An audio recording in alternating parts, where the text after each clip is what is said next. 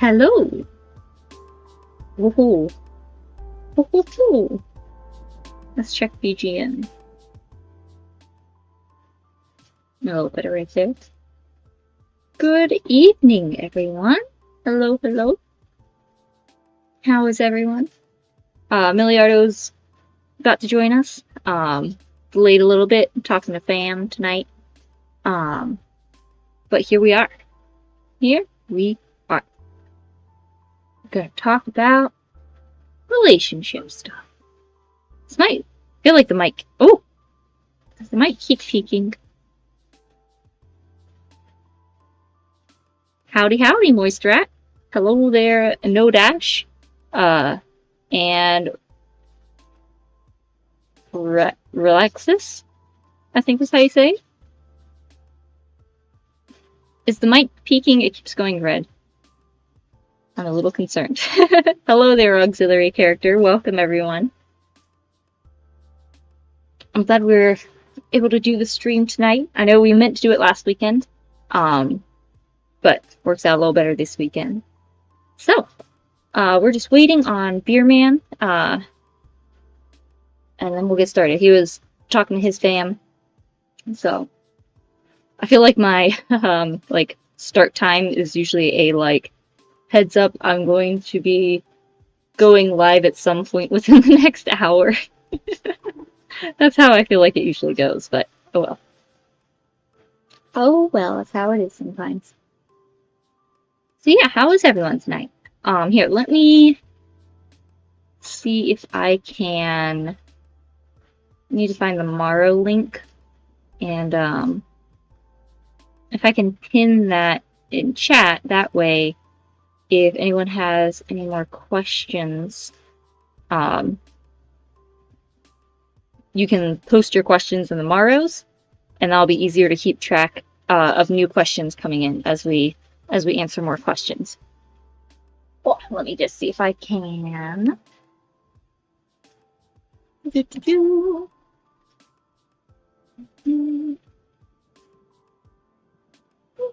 Hope everyone is having, what's it, Saturday morning for most of you guys. I hope you're having a great start to your weekend. It was a, oh, he's not here. It's the, PNG bouncing. It just reacts to sound, so he'll be here in a minute. He's just wrapping up.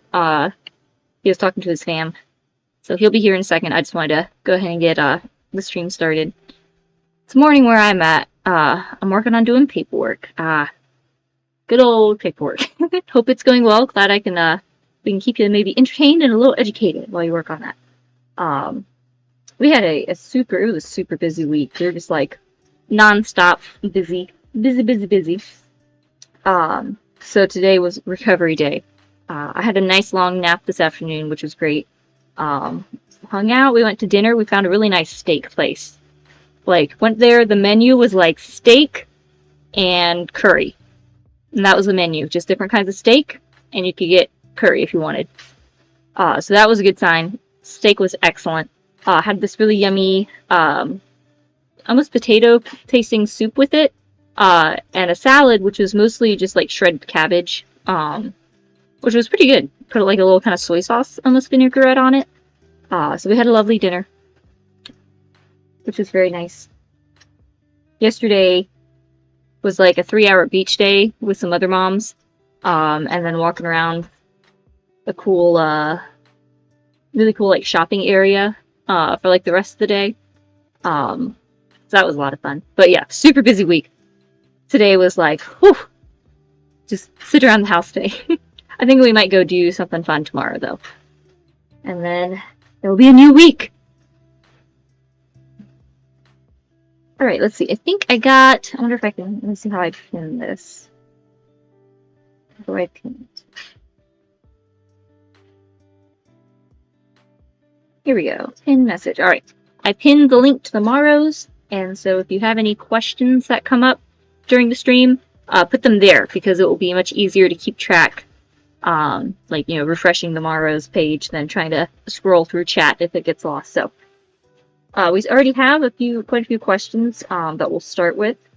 And then, yeah, that way it'll be easier to go back and check for more questions later. So, yeah, let's see. Doing well, getting some overtime in currently. Huh. Get that dough, as they say. Do people say that anymore? I feel like that was a thing, like, I don't know, like 3 years ago. Or no, it was get that bread, not dough. Get that bread. I don't even know where that came from. It does sound fun. It was nice. But yeah, it was super, super busy week. But yeah, the beach day was fun. We had like a giant tent set up. It was like some other local homeschooling moms. We just like sat under the big tent, hanging out, kids playing, eating snacks, talking. And the kids played happily for a long time. So it was nice. It was a nice day. The fall so far is the weather getting, the heat getting slightly more tolerable is what fall feels like right now. But hey, more beach time for us. Do you know anyone that uses your model as a VTuber? There are a couple other people I've seen, mostly on Twitch, that have used this model since when Romania-chan made this. You know, she put it out for use for anyone. So yeah, there's a couple other people that use this model. I don't know if they know the origins, but they don't have to. The breadwinner gets the bread. Oh, that makes sense. For the origin of that. Yeah, let the bread game, get that bread, gamers. I think the kids say stacking papers now. What? Man, kids in their turns. Ah, Beer Man is back. Oh, wait. Where'd the chat go? I'm back, chat. I see Grug. Hail Minna and Milliardo. Grug here now. How do? We're doing well. How are you doing, Milliardo? Doing well. Trying to figure out if they can hear the BGM. I mean, the BGM looks pretty loud. No, I just turned it up because I'm listening to the stream on my headset here. Gotcha. I can't imagine another voice with the model. Yeah, it'd probably be strange once you're used to. It would be like it's like skinwalkers. Hello, everyone. I'm Minna Vanilla. I remember when I saw that other people used the model of like, I was like, should I let them know where this came from? And I'm like, nah, it's fine. They can do their thing. Alright. Well, here we are. Proper hello to everybody. Let's see, should we try and shuffle? Mom and Dad, Beer Man called right as we were about to stream. And Yes, Grug watch Minna Skinwalker. Sound weird, act weird, no iPhone fluctuations. I don't even have eyes to fluctuate. Yeah, right. Yeah, the crazy eyes. I guess it's a feature at this point. What I like about Pippo's model, so. But she can control the eye things. My eyes just spaz. I don't know how to control them. Just training. Yeah. Maybe lighting. If I put like a light straight on my face, it's supposed to help. Or if I like tweak the like upload in animes or something. I don't know. At some point. If you put like giant googly eyes on your face, I wonder how animes would interpret that. I don't know. Probably is like not moving. Held up like a printout of the face. That was how who was it? Somebody did that so they could still use Live 2D when they were doing stuff with the VR headset. They like pasted a photo of their face in front of the VR goggles. Interesting. So that the Live 2D would still recognize it as their head. Is it Hideki? Hideki. Says, I saw an ASMR artist use your model, and I'm just like, ew, no. I think I've seen that one. I think it's probably like mouth sounds and stuff. At some point I wanted to do an ASMR stream, but my style is more like tapping on stuff. Kind of, I don't know, maybe like fast chaotic stream. Is that barley tea? Yeah. Alright, let's see. Let's get situated, and then we should probably dive in since it's technically like an hour later than... Well, I guess more like half an hour from intended start time. I was telling them... We're at an hour at this point. Well, yeah. It was like... Well, really it's a week, because last week we were going to do it, And then it was like, it's not going to be a good time. I was super exhausted after a very, very, Oh, yeah. very long day. Here. Oh, and it was the movie. You want to mention that while I get the seats, while I get while I get the seats situated, vent your troubles to chat. All right, chat. Do not go see The Creator. I don't care that it only costs $80 million to make and looks really cool, and everyone's like, oh, look, good original sci-fi. If this is good original sci-fi, I would almost prefer another 5 bajillion Avatar sequels. Here, maybe you should do this trick. Because The Creator is basically just Avatar for transhumanists with a better coat of paint on it. I mean, Avatar's already kind of for transhumanists, but like, it was so dumb. Like, I have never like walked out of a movie theater like early before, and this movie made me do that. Like, they killed off my favorite character in an incredibly stupid way, and I was like, you know what? Like, I don't need to be here. I don't really care how this movie ends at this point. Like, I could be back at home with Minna Vanilla and dough babies. Like, you even had to do your like walk around a store to calm down, or just to like recover. It was bad. Like, okay, so the way they kill. Alright, so the best character in the movie is basically, she's like Colonel Porridge from Avatar, but mom type.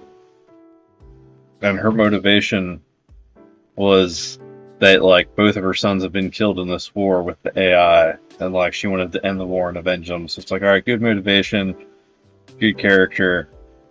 And so they have these stupid weapons in the movie that fire a warhead, except the warhead it's not like airburst or point detonation.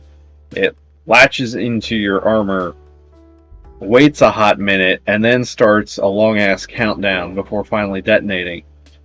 And of course, the movie finds ways to contrive this being useful, like, oh, look how clever. They shot it onto the back of the person as they were climbing into the aircraft, and then it detonates, blowing up the aircraft. And it's like, my dude, you could have just shot the aircraft. Like, this is not... That enters so many variables into situations where you really don't want to have variables. It's a weapon specifically designed so you can write scenes where you're like, oh, look at the character's struggles. They try to get it off in time before they're turned into chunky salsa and pink mist. And so that's the weapon they shoot at my favorite character, which, alright, first of all, the guy shouldn't have even been able to shoot her because he should have been gunned down by her security the moment they came upon him with a weapon pointed at her. So that was, the movie just doesn't know how the military operates, and it's just so dumb. Then they shoot her with this weapon, and of course they're struggling to get her, all she's wearing is like a half-size, like low-profile chest rig style thing. And they're all panicking and struggling to get this off, and it's like, I can see the Cobra buckles the costume designer put on your futuristic chest rig. Like, I don't know, where's mine? It's gonna say, you can get these things off in like seconds, like plenty of time. It's like, she didn't even have like a helmet on where she'd have to like undo all the clips to let it like fall off her body. Like, she could have done one Cobra buckle and popped it off in like 2 seconds. But she died. She died. And I was done with the movie. I should have said something in the theater before I left, so that just expressed my distaste. Otherwise, people just thought I went to the restroom and never came back, I guess. But yeah, they killed off the best character, and I'm like, I don't care what happens in the movie at this point. Like, no one I care about is still alive in this film. So it was like stupid on like a military tactical level. Like the whole opening act is also just chock full of stupidity. And then like on the moral level, it's also stupid because the whole premise, like, it all hinges on convincing you that if you add enough rocks to the box of rocks by super advanced AI, like at a certain point it crosses the threshold from like non-human or like machine with programming to like a living being that has like dignity that needs to be respected. And like they never sell you on this premise beyond going like, oh look, they have 3D printed human faces now. Like, now that we put faces on them, we need you to care about them. Like, the film wants to be smart, but it's not even interested in having the smart conversations. Like, there's a scene where you've got the robots like building a funeral pyre for one of your own, and it's like, oh, okay, like that's interesting. Like, that could be like a compelling line of attack to take in your story, where it's like, hey man, we built these robots just to be, machines, and look, like, we didn't program them to be religious, but they've developed a religious instinct and are now performing rituals for their dead. Like, that's an interesting angle to take of like, hey, maybe that says something about like if they've gone beyond simply being programmed boxes of rocks and have developed some kind of, like, if they've been ensouled somehow beyond our reckoning, but the movie's not interested in that conversation or even approaching that. Like, it's just terminally incurious about its own premise, and it's just like, no, but you need to care because we made the robot look like a little kid. Like, you got to care about it now, and it expects the strength of putting human faces on the robots to convince you to root against the U.S. military in favor of the pan-Asiatic robot dystopia. Which, I mean, if you're not American, I could see people going for that, but as an American, like I may not be a fan of our foreign policy, but I'm not about to root like against my own dudes in favor of the other side of the Butlerian Jihad. Like, it's not happening. So, anyway, the visuals look great. I don't know where the other $200 million being spent on some of these blockbusters goes, because it's also not the writing either. But you can do some really good effects work for $80 million. So that part was sweet. Costume designers, like, you guys all did a good job. But the writing was just not there. Like, yeah, machines being sentient in sci-fi, like, you can do it. There's stories that have successfully done it. Like, there's different approaches you can take. So, like, I mean, shoot, even like WALL-E, which is kind of playing around with the idea that the machines have become more human than the humans. Like, WALL-E works because it's like, that's what you're there for. You're there for, like, the robot love story.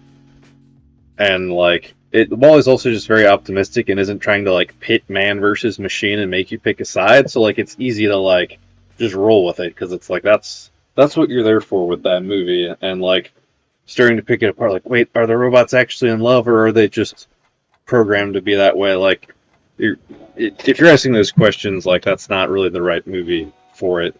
And even WALL-E, like, points out, like, has the robots were meant to care about, like, clearly show an appreciation for, like, human culture and the arts, and, like, something to indicate that they have, like, something more going on to them than just what they were programmed to do.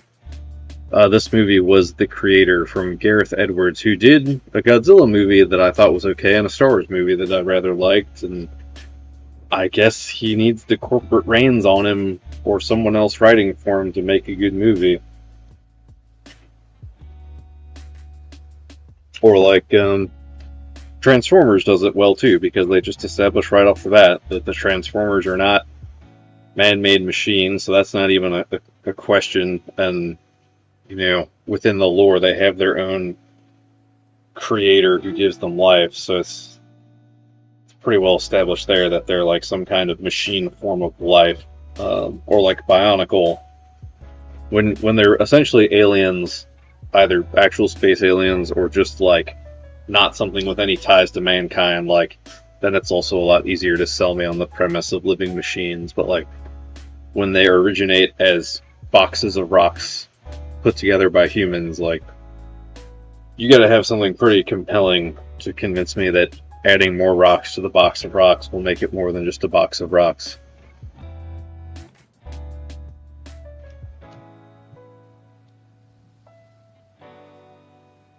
Yeah, exactly. The antagonist in WALL-E isn't even evil. He's just trying to carry out his mission, which is to protect mankind as he sees it.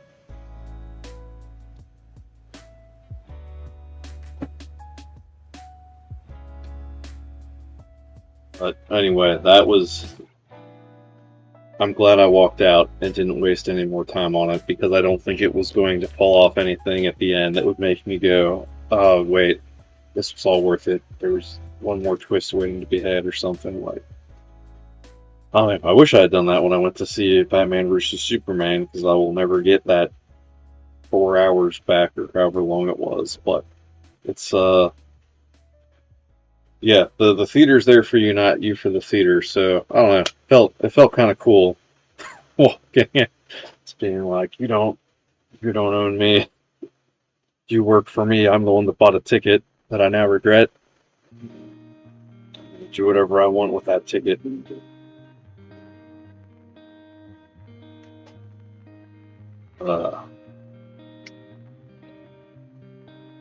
Yeah, hopefully the next small budget sci-fi film continues with the great visuals and spares a little more for the writing.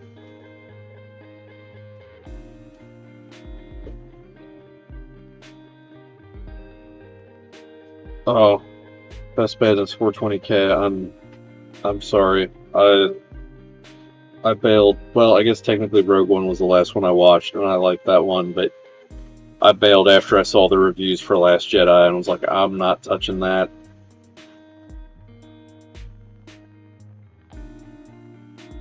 So the character hasn't been to the theater in years. I can't blame you. It's count on like one hand the number of good things that come out each year, if that. I don't know. I'm mildly optimistic for this Hunger Games prequel. Actually, I downloaded it and read it the other day when I had a long, slow day going on. And I rather liked it. It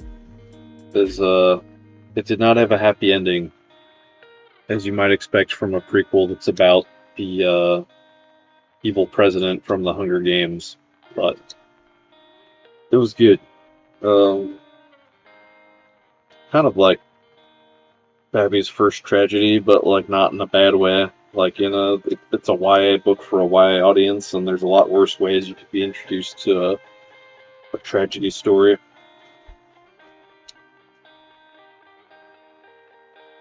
Oh, you saw Fantastic 2. I really wanted that to I really wanted the critics to be wrong and it to be just like this really like atypical take on a superhero movie that was unpopular because it was weird and pissed off comics fans, but no, it was just not good.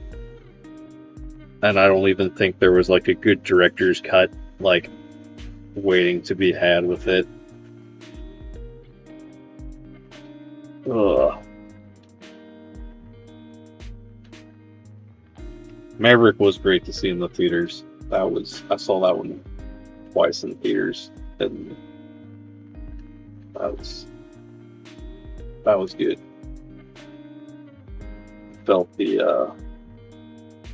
You felt all the G-forces in that one, I thought, especially on the big screen.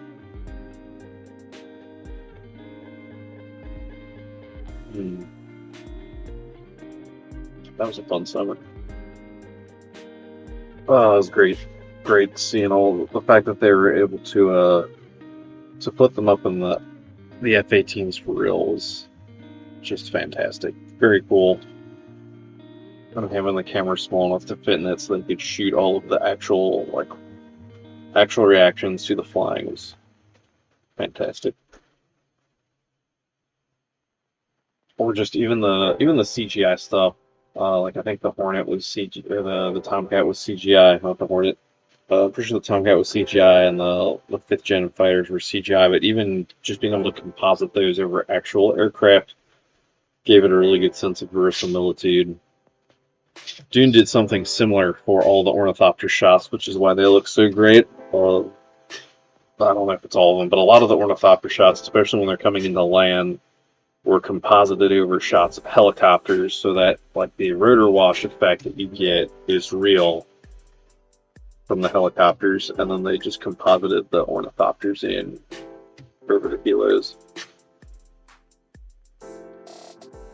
They also used brown instead of green for the green screens and that, so that the light bouncing off of it is also a more true to life color. Recently learned District 9 did something not similar with the tan screen, but as far as lighting goes, lighting's one of the things that makes your eye like notice that like an effect is CGI versus practical when there's a lighting mismatch between the CGI texture and the real world textures. So for District 9, they like went around the sets and were like taking record of like the way all of the lighting looked in all of their shots, so that they could then go in post-production and accurately recreate all that lighting on all the CGI models, which is why they blend in so seamlessly and still look so good.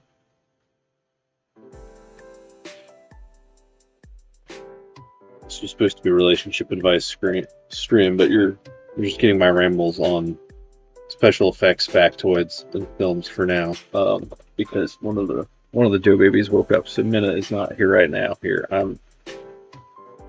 It's just Milliardo right now, and the Minna skin suit sitting next to me. Darren Reed, first Fantastic Four movie was better. Almost makes you forgive Fox's greed. I kind of want to go back and rewatch that one, because I saw that. When did that come out? 2005? That was one of the first superhero movies I saw theatrically.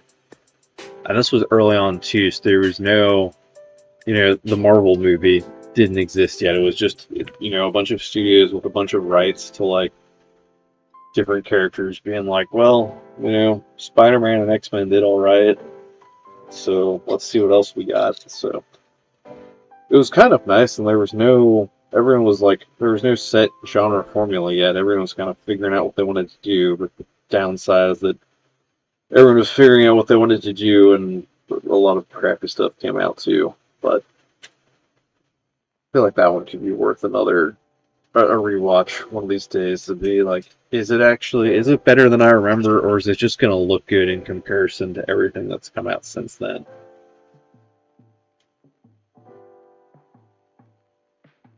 So I feel like none of them, I remember enough to know that like, I don't think any of these movies have really done Dr. Doom correctly. Like, my understanding is he's basically like Iron Man, but also a wizard. And I don't think that power level is really communicated in any of the movies. First Iron Man was great. It was like there was no formula to bind them. Special effects looked really good. And excellent casting. It's a fun movie. And I liked the Edward Norton Incredible Hulk movie too. I haven't watched it in ages, but I liked that one. I really liked the design they had for Abomination, and what's his name? It was the dude that turned into Abomination. They had a cool design. Honestly, probably still an influence on some of my own symbiote super soldier design from the light novel I'm working on. I like the whole for like alien and monster design. I like the archetype where they go with like the overgrown like skeleton on the inside starting to poke out. I guess it's basically what Summoned Skull is, but with skin on top. Where I guess Tyranid warriors do that too. Yeah, where like the rib cage and everything becomes like massive and up armored and spiky. I think that looks really cool. It's really fun to paint on minis too, because it's just fantastic, because you get such clear definition between like the highlights on the ribs and then the gaps between the ribs that you can fill with shade. So it's like really fun to do for tabletop minis, because it just like pops beautifully when you paint it. I am. How many do I have the documents saved on this computer? Let me see. How many words in am I on this thing? It might be on the older laptop. Did I move it over here? But yeah, it's a... I'm not going to call it alternate history, more like how Robert E. Howard made something that was not meant to be alternate history, but he was basically like trying to capture the history of various like Bronze Age civilizations with the Hyborian Age. I'm basically trying to do that with World War One, where I'm not messing around with alternate histories of Europe. I'm just being like, actually, Saga of Tanya the Evil is a good example. Like, you know that like she's in Germany and they're fighting France and Russia. Like, it's World War One with the serial numbers filed off. I'm basically doing the same thing, but rearranging the alliances and throwing in magical girls, wolf girls, symbiote super soldiers, and anything else I think is cool that I can work into the story.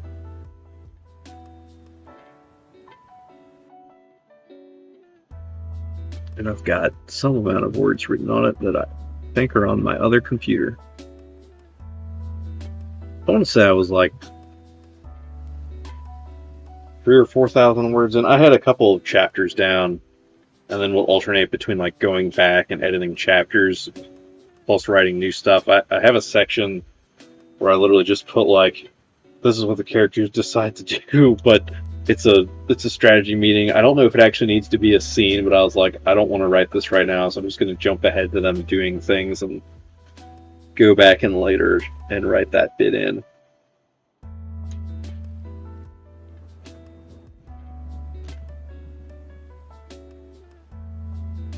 Yeah, all universe historical supernatural elements. Like, if anyone's read Larry Correa's Grim Noir series, like that, but I don't have time to do as much historical homework, so I'm not going to do alternate history because I think I would be annoyed if I read an alternate history where they hadn't done their homework, so I'm not going to do that. I'm just gonna make it its own setting, historically informed and flavored.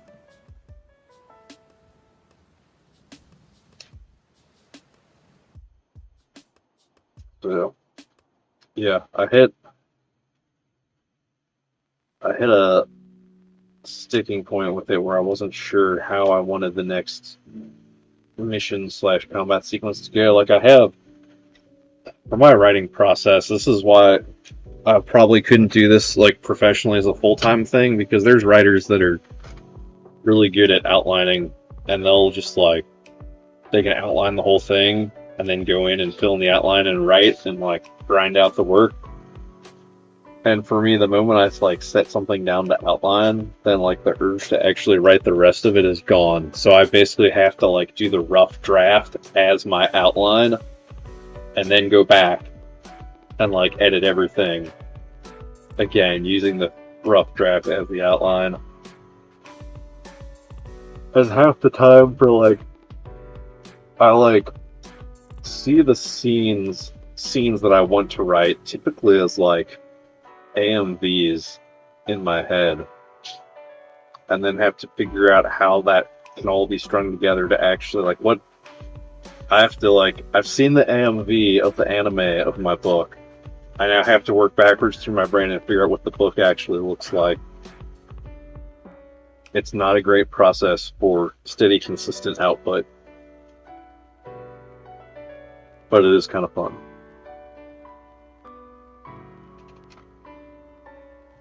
So I've got like images in my head of like, I think it's gonna take up 3 or 4 books depending on the word count I chop it off at. I'm calling it a light novel because I want it to be illustrated light novel style.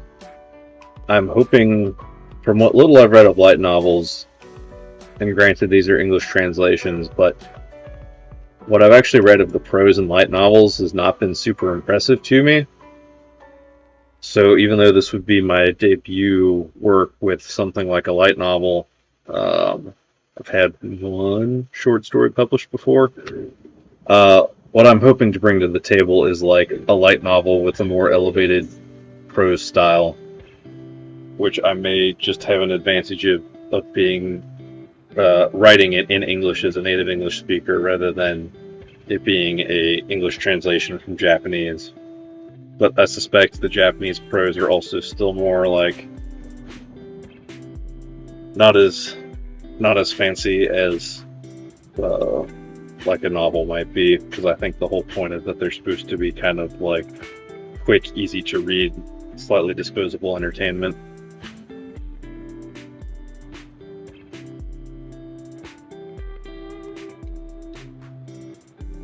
See them as YouTube Fandango clips. Alright, I'm not the only one.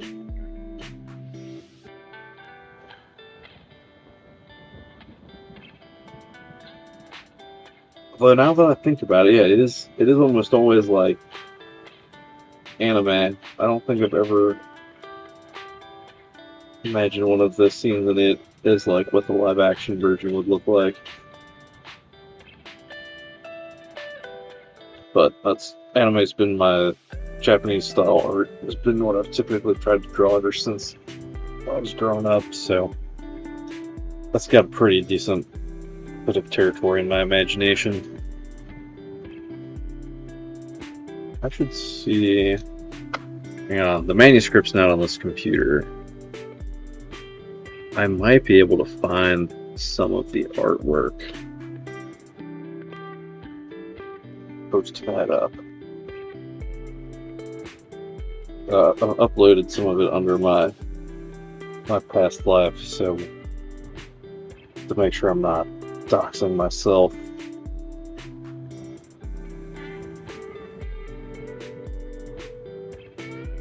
Let's see how organized my photos of it were.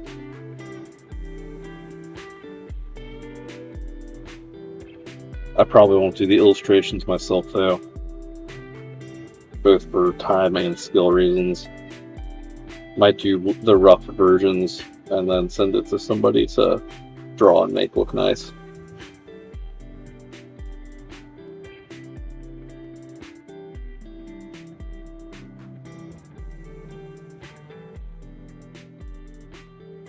Let's see here. I do not have my own folder for it, so it's all going to be in my art folder here.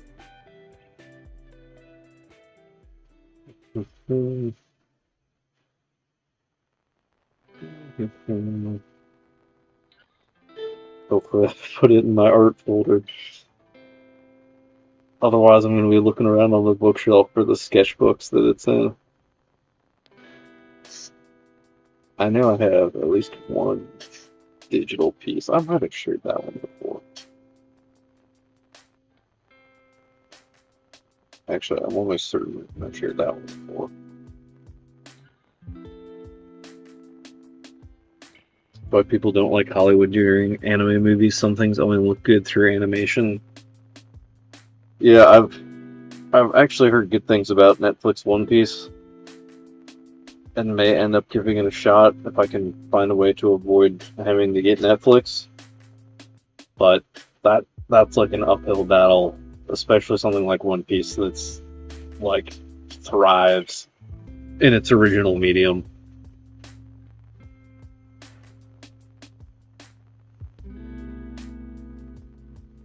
I feel like Mecha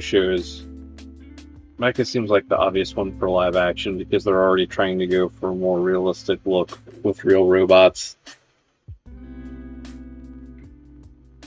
But the more fantastical stuff is not going to translate as well unless you get like a director and visual team that really knows how to translate it.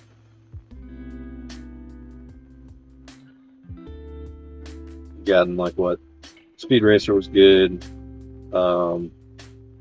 Edge of Tomorrow was good. And I didn't mind the live action Ghost in the Shell.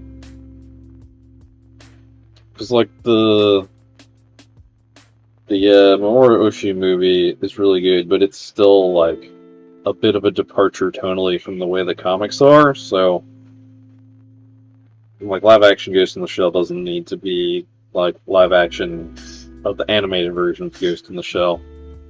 Although it did still stick with a more serious tone, whereas what I've read of the manga of Ghost in the Shell honestly makes it feel more like R-rated Astro Boy. Like there's a really like kind of irreverent sense of humor running through the whole thing that is like totally excised by the movie. Battle Angel Alita, that is actually the other example I was thinking of. And that one works because Rodriguez and Cameron are both fans of the original as well.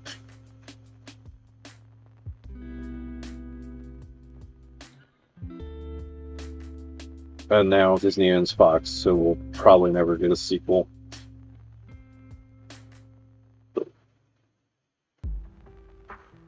And that one, I was surprised that the eyes worked. Like, because in the trailers, the big Alita eyes look really weird. But in the movie, it didn't bother me. I don't know if they maybe tweaked it in post between what we saw in the trailer and what we saw in the film, but I didn't mind it in the film. And I love the grind cutter weapon set. That's actually the super soldier character in my book can do a similar attack, except it's just with like flesh hooks, like Tyranid style, out of his hand versus something mechanical. Actually, trying to figure out how to write that attack was challenging. Like trying to take such a like distinct looking visual element, like the way the claws shoot out, and then finding a way to like write that without having to like dump a bunch of exposition in the middle of an action scene with it. It's fun writing the symbiote characters' powers, because body horror is actually, the line between body horror and body comedy is actually really thin when you're writing it, and trying to stay on the right line and not break the mood is important. Well, sometimes you break the mood because that's what the story needs at the moment. It's fun, but that was something I learned writing all the scenes with him so far. Has been getting creative with describing the powers in a non-visual medium.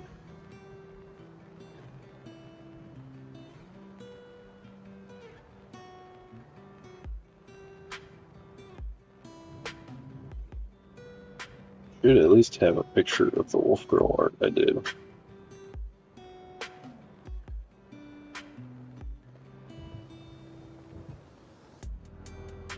Was in 21. I've been kicking this thing around for a while. I think I started writing it in 2021. It's just been taking a bit. Got to be somewhere in here. And then Fleshy Hook shot out all over the place.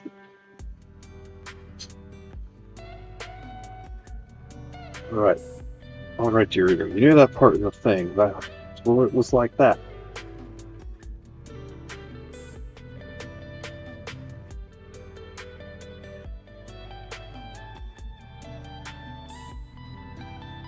Alright.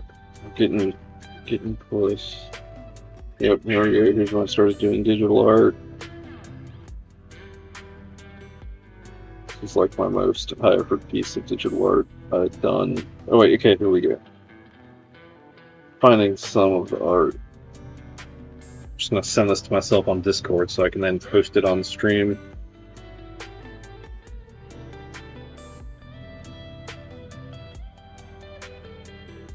Okay, there's one piece.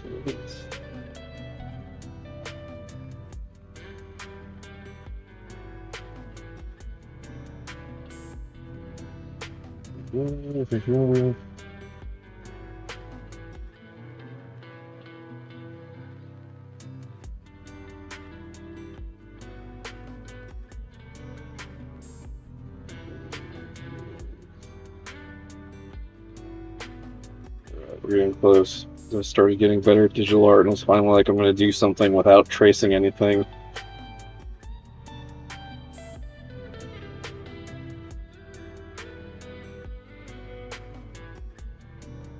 Oh, you like the BGM? It is.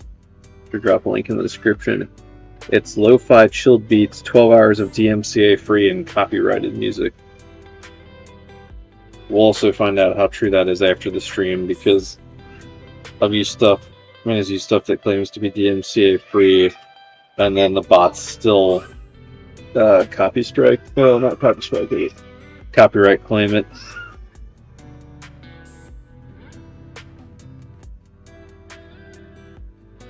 I'm gonna do this piece. could have sworn it was a nay.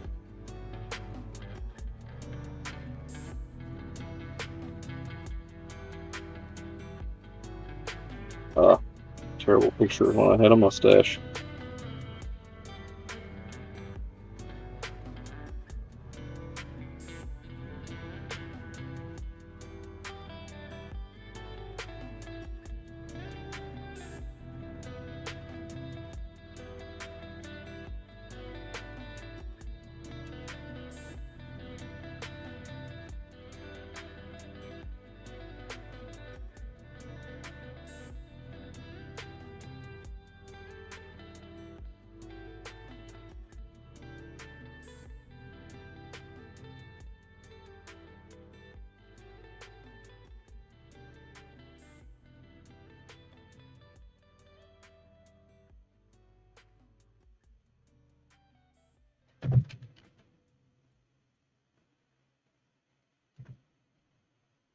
All right, here we go.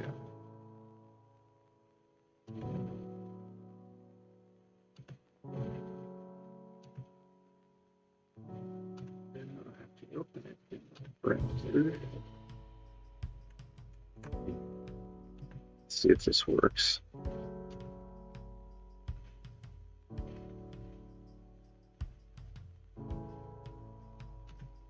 About a studio mode. Image.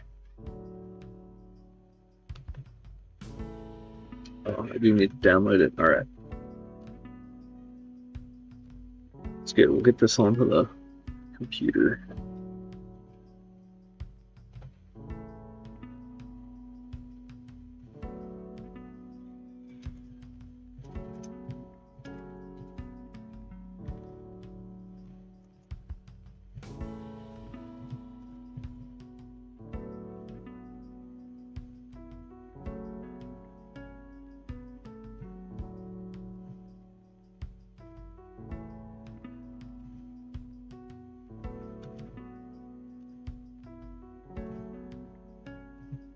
Oh, okay. Oh, giant. All right.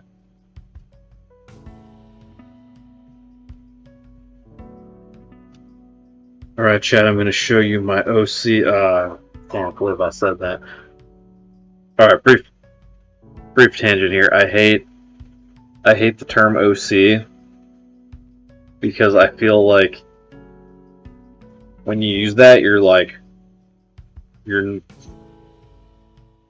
not respecting yourself enough as an artist, author, etc. Because it sounds so like fan fiction-y where you're like, I made a character, but like I can't just call it my character. It's my original character because I made it for fan fiction. Or like, it makes it feel like your character's in this box that's like less. Hang on a minute.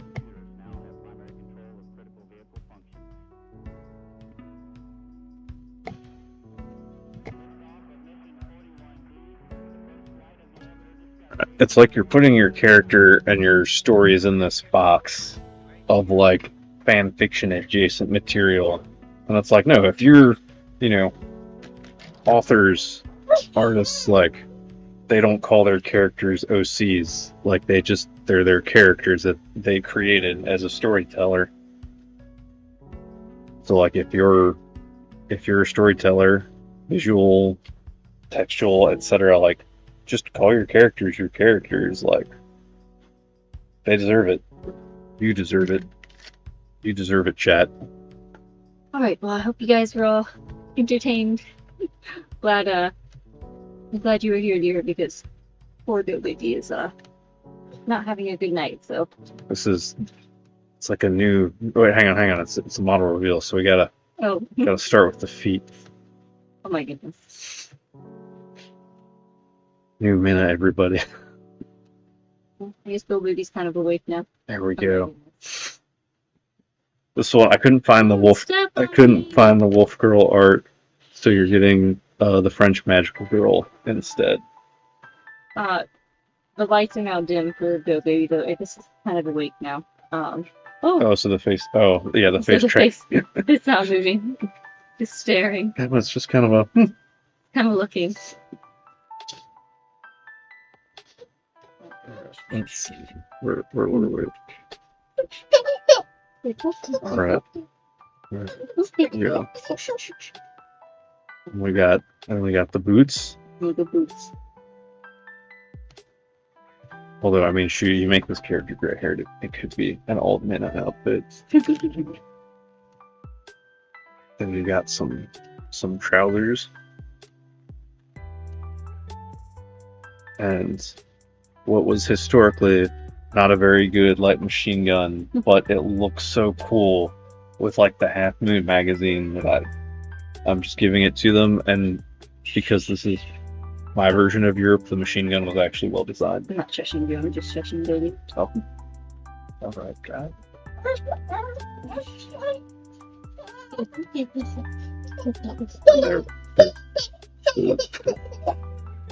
Hands are difficult, chat.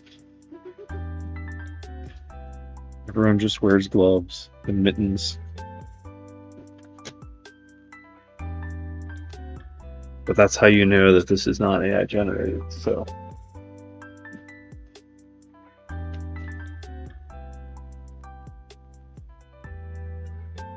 What we got?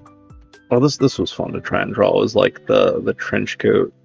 The way you could like pull the trench coat back and then like button it in the back if you didn't want it to be like doing the full trench coat thing. It's supposed to be a blue coat, but I ended up not wanting to like waste all of my blue graphite going back and forth over it, so just left it like that. It's a sad French magical girl. She's sad because she's in a love triangle with a wolf girl. No, not Portal. She's competing against the wolf girl for the cool squad leader. Like 40 years of World War Dude. Wait here.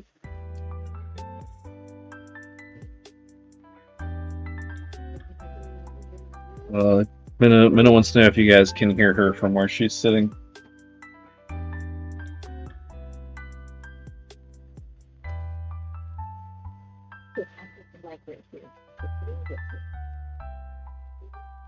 Shh, don't tell anybody that it's Saber. No one, it's totally different. Saber's got like all the hair in the front, and she clearly has several hair tentacles going down. It's totally different. The baby is louder than you are, Minna. Here, we'll try moving the mic closer. It'll probably pick up all the handling sounds, but try it here. And then if you can open my laptop so I can read chat. Oh, okay. Hang on. Minna has returned. I've got to rearrange So some stuff. baby is Here, we'll put the full art on screen here. Joe baby's having a bit of a hard time tonight, so I'm trying to lay to keep him happy. You can probably hear him. The boy's got a nice shower tonight, so his hair is very fluffy. It's cute. Sad French Foreign Legion hours. Who's up? If Phase Connect were a French Canadian company.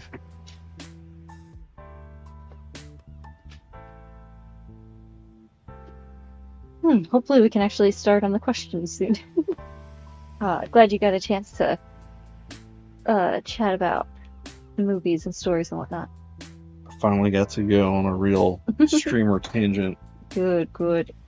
I'm leveling up You should do more like movie reviews and stuff. Bring out your movie buff side.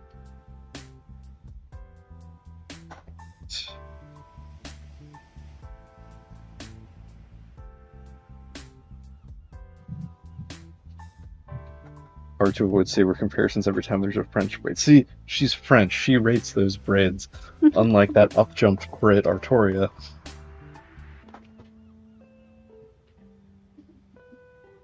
Alright, well I hope you guys enjoyed the rants. Now, hopefully, we can finally get to the question. Wait, let me see if I can find the Wolf Girl art. I know it's gotta be... gotta be around here. Wait. Is Apple's photo app smart enough to recognize a wolf girl? My bets are no.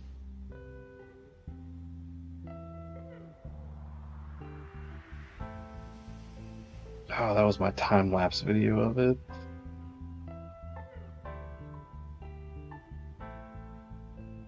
Hang on, wait, what date?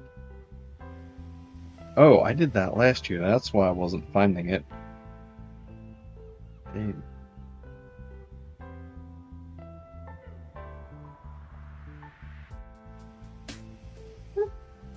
Alright. I'll post the wolf girl, and then we'll move on to our regularly scheduled relationship advice.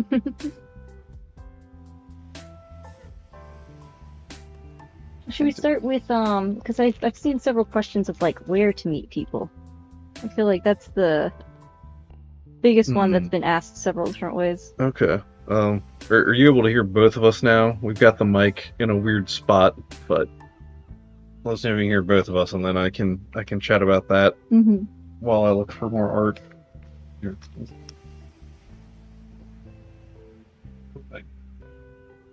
I got a There we Google go. sandwich. Now they can see it's Minna. She'll just be staring into the void this whole time since we turned the lights out in the room. I guess we could just make a Minna PNG, or we could just be both staring. Oh, at least little baby's happy. He fell asleep again. Oh, here we go. I'll just obliterate my old signature on this.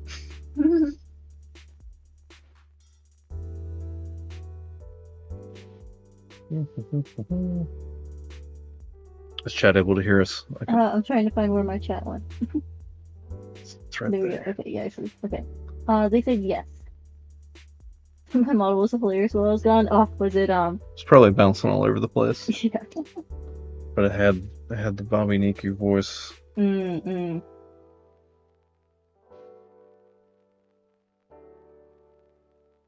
Alright, so where to meet people. And then there's one that specifically asks where to meet people with vaguely similar values, but I'm assuming that's what most people are looking for when they ask where to meet people. So the first thing you gotta do, you gotta figure out, like, how, if the deck's stacked against you or not in terms of, like, your values with the values of the region that you're in. Because, like, if your values are pretty closely aligned to the region that you're in, you got more options versus, like, if you're a, if you're a good country guy that had to go live in the Bugman Hive, or if you're a sophisticated debonair urbanite living in the country, then you'll have more of a challenge. Although on the plus side-ish, like, if you are in, like, any other people like you also in an environment that is not conducive to them, like, are more likely to get concentrated into a fewer spots, but finding those spots can still be tricky. What about like finding hobbies to hopefully like form new circles and new connections to like widen your circles and like meet more people?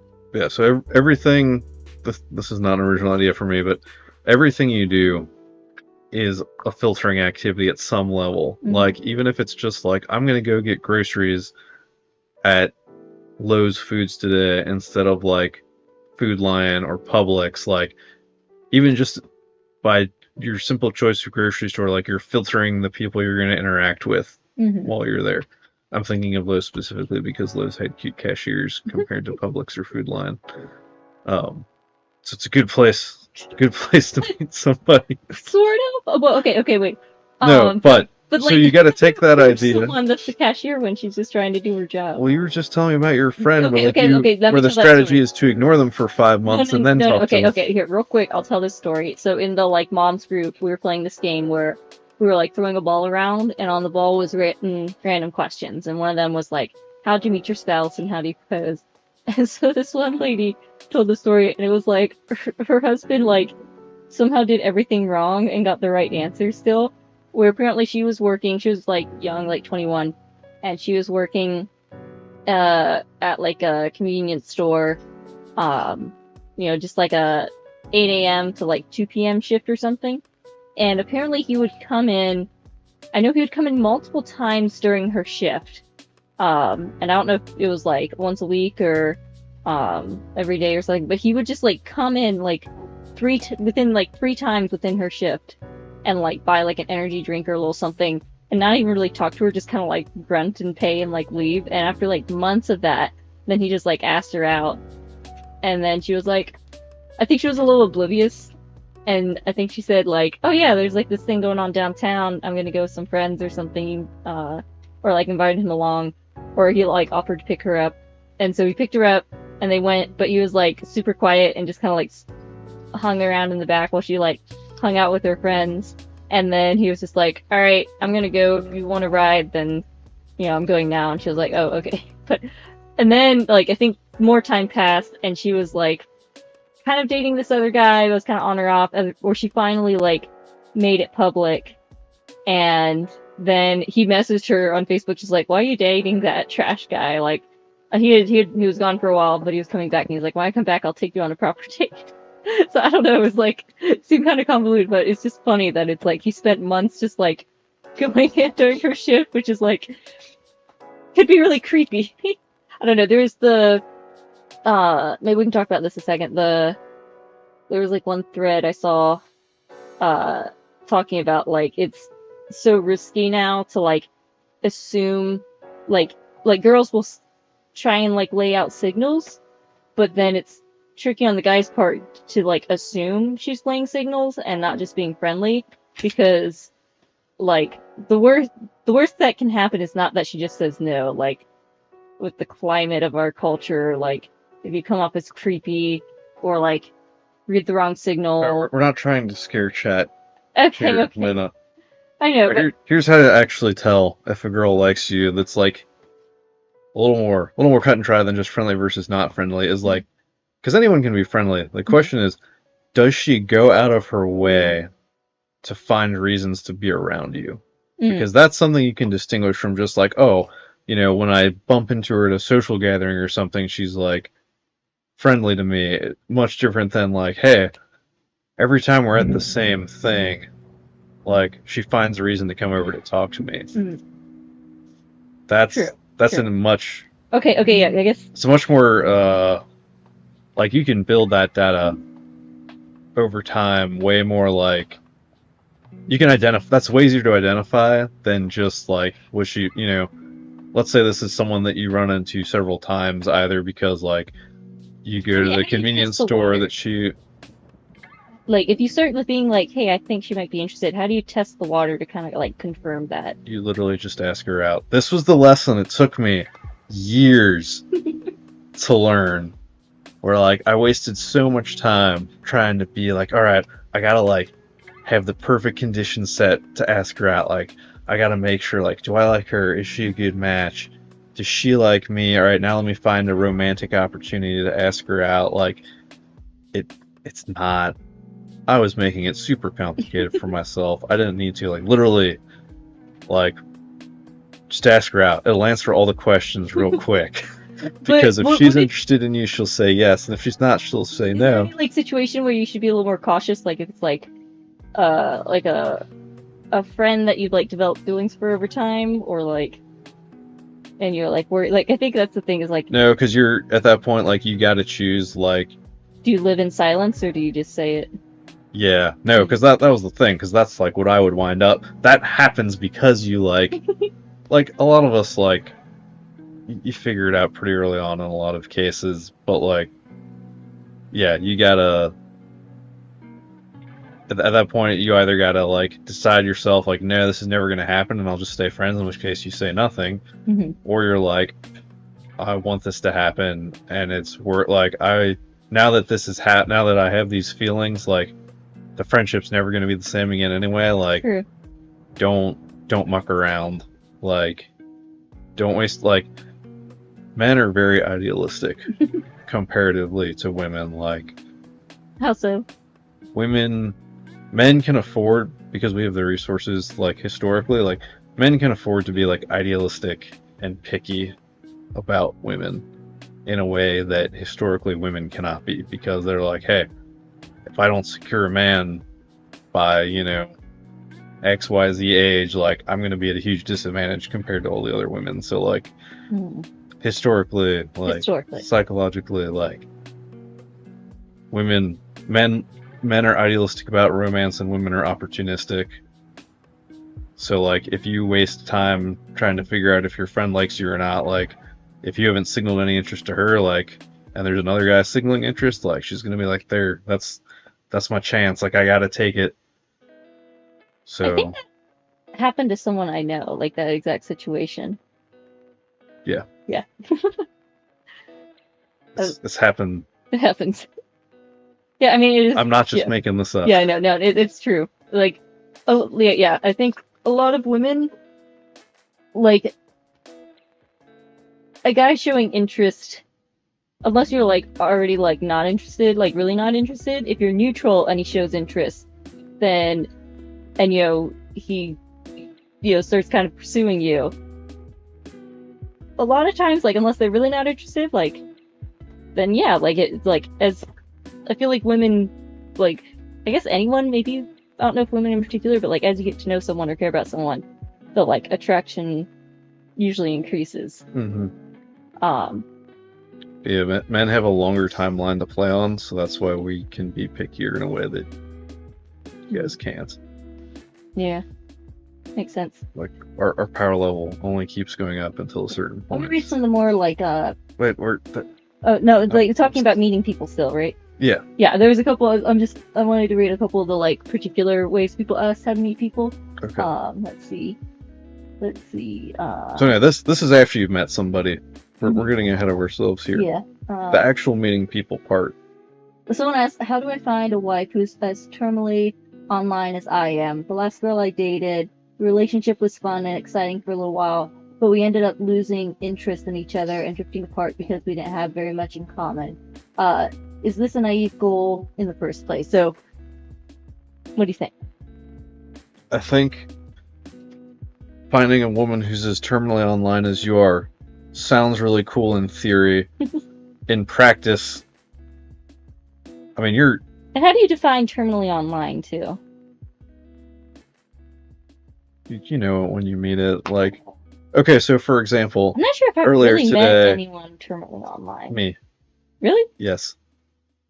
Okay. Earlier today, I had to explain to you why it was funny that someone posted a video of a tall glass of milk next to videos of like Aryan bodybuilders. Okay, maybe it's because I think some of my brothers are definitely very You're pretty online, close because you have brothers that lurk on 4chan, so like... At some points, yes. So yeah, I guess my metric of comparison is already like far removed from normie. Yeah, I don't know if you're terminally online, but you're pretty close. I feel like I'm terminally aligned adjacent. Like, I'm not that online, but like, I'm around it enough. Or maybe there's pockets. I guess, I don't know, this question, to me it strikes with like, what are your goals when you're dating? Like, are you looking for a marriage and a partner?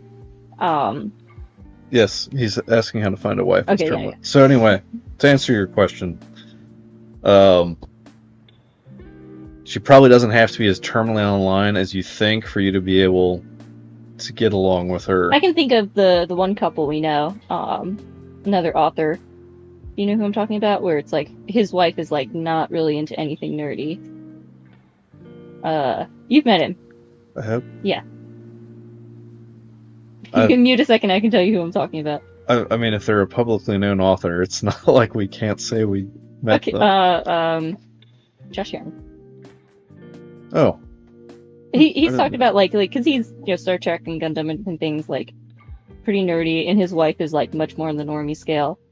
I can think about, let's talk about, like, what the common interests. Yeah, so the question is also asked, it says they drifted apart because they didn't have much in common. So your question would be, do you have hobbies or interests that are like not terminally online interests. Because there's plenty of like less normie interests that aren't like full bore like terminally online. Like you're not going to understand this interest unless you spent the last 10 years as online as I am and can understand which 25 different memes are being represented in this picture of a Doge, Well, the soy jack. I think also identifying what parts of your interest in your hobby you really want someone that like gets and shares with you, and what hobbies and interests you're happy if someone just like, supports you or like enjoys that you enjoy it. Because I know for me, like writing, having someone that understands writing and storytelling was a kind of like big, I'm not sure if I'd say criteria, but like something I was looking for in my spouse was someone that could understand this very like relevant, big part of like myself, and that could like get it. But things like Warhammer, like I appreciate the Warhammer memes, but I'm not into playing it or painting the models or anything. I will say one of the things that made me go, oh, I need to marry this man, is when we met and we talked. As like we had a lot of interest in, a lot of like pretty much all our like goals and more values and things lined up, but it just felt like we got each other on a level we didn't even know we like needed to be got. Right? Do you remember feeling that? Mm-hmm. Where it's like you feel so, like you feel more like yourself around them. Like even I think my mom commented, because she could notice like if I was, like you just kind of naturally like interacting with people, and when you're kind of feeling a little more wound up or like you're not like trying to put on a face or anything, but she noticed the difference of when we met, and it was first time in person we met. My family was there because you just came to visit, and I felt more like myself around you. Like that was a big tell of like we are very comfortable, we get each other in a lot of ways. And so that was a big tell for we can make I gotta marry this man, gotta lock him down. See, you saw the opportunity and you were like, I can't. Well, so the other wait, thing, okay, going back to like women being opportunists, and it's like if a guy shows interest, that we're at least neutral on, that's always a plus. The other thing that made me realize I needed to marry you was realizing that even if you weren't already interested in me, I respected and valued you. Like your who you were as a person and your character was very respectable. Like you were a good guy, and I realized that like even if you didn't already like me, you were the kind of guy that I was like, I think it was the first time I was like, wow, I would want to get him to like me, even if he didn't already like me. And it was different from just like little crushes I'd had as a teen of like, oh, I like him, I wish he liked me back or something. It was like, wow, I really respect and admire who this guy is as a person, and we get each other. So those to me were things that were like, wow, this is different. Mine now. So hopefully that answers some of that. I think, let's see, on the I topic wonder of how meeting Minna people. became so terminally online adjacent. That's the other thing, right? If they're even slightly terminally online adjacent, and you decide that it's a wise idea to make your wife even more terminally online, it can be done. Let's see, But I think, I don't think it's a naive goal, because it's good to recognize like what you need in someone that you're going to spend the rest of your life in, but they may not need to be as terminally online as you think for you to be able to like be compatible with each other. Like if you've got, if they can at least like listen to you talk about something. yeah, and if you've got a few, if you've got a few things in common that you're both really passionate about, and then like some other things that like you get why the other person's into it, even if you're not into it yourself, like. Have you ever like the other part of this question interests me, where it's the ended up losing interest and drifting apart. Have you ever experienced anything like that? Because we didn't have much in common. Like, is that just like realizing you didn't have enough like enough of something there to like build a true partnership in life with. Well, so the upside to like mucking about, like trying to figure out if a girl likes you, is that it kind of filters these kind of meetings out in the first place. I don't advise this strategy, but the silver lining to like waiting to try and figure out if she's interested in you, is that like if you don't have something in common to talk about in the first place, like you're not even going to have reasons to keep hanging out with each other, and so like you'll drift apart before you even like ask her out, because you won't have, you know, all these girls that I've spent time like trying to analyze their feelings for me. Like we already had like other reasons we were like in each other's social circles and common interests, so that was less a problem for me.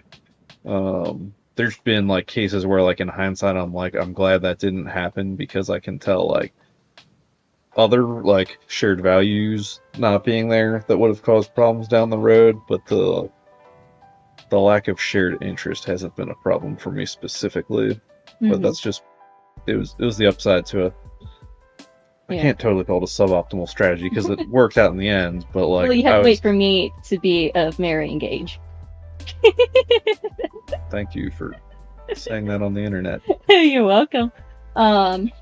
This question is funny.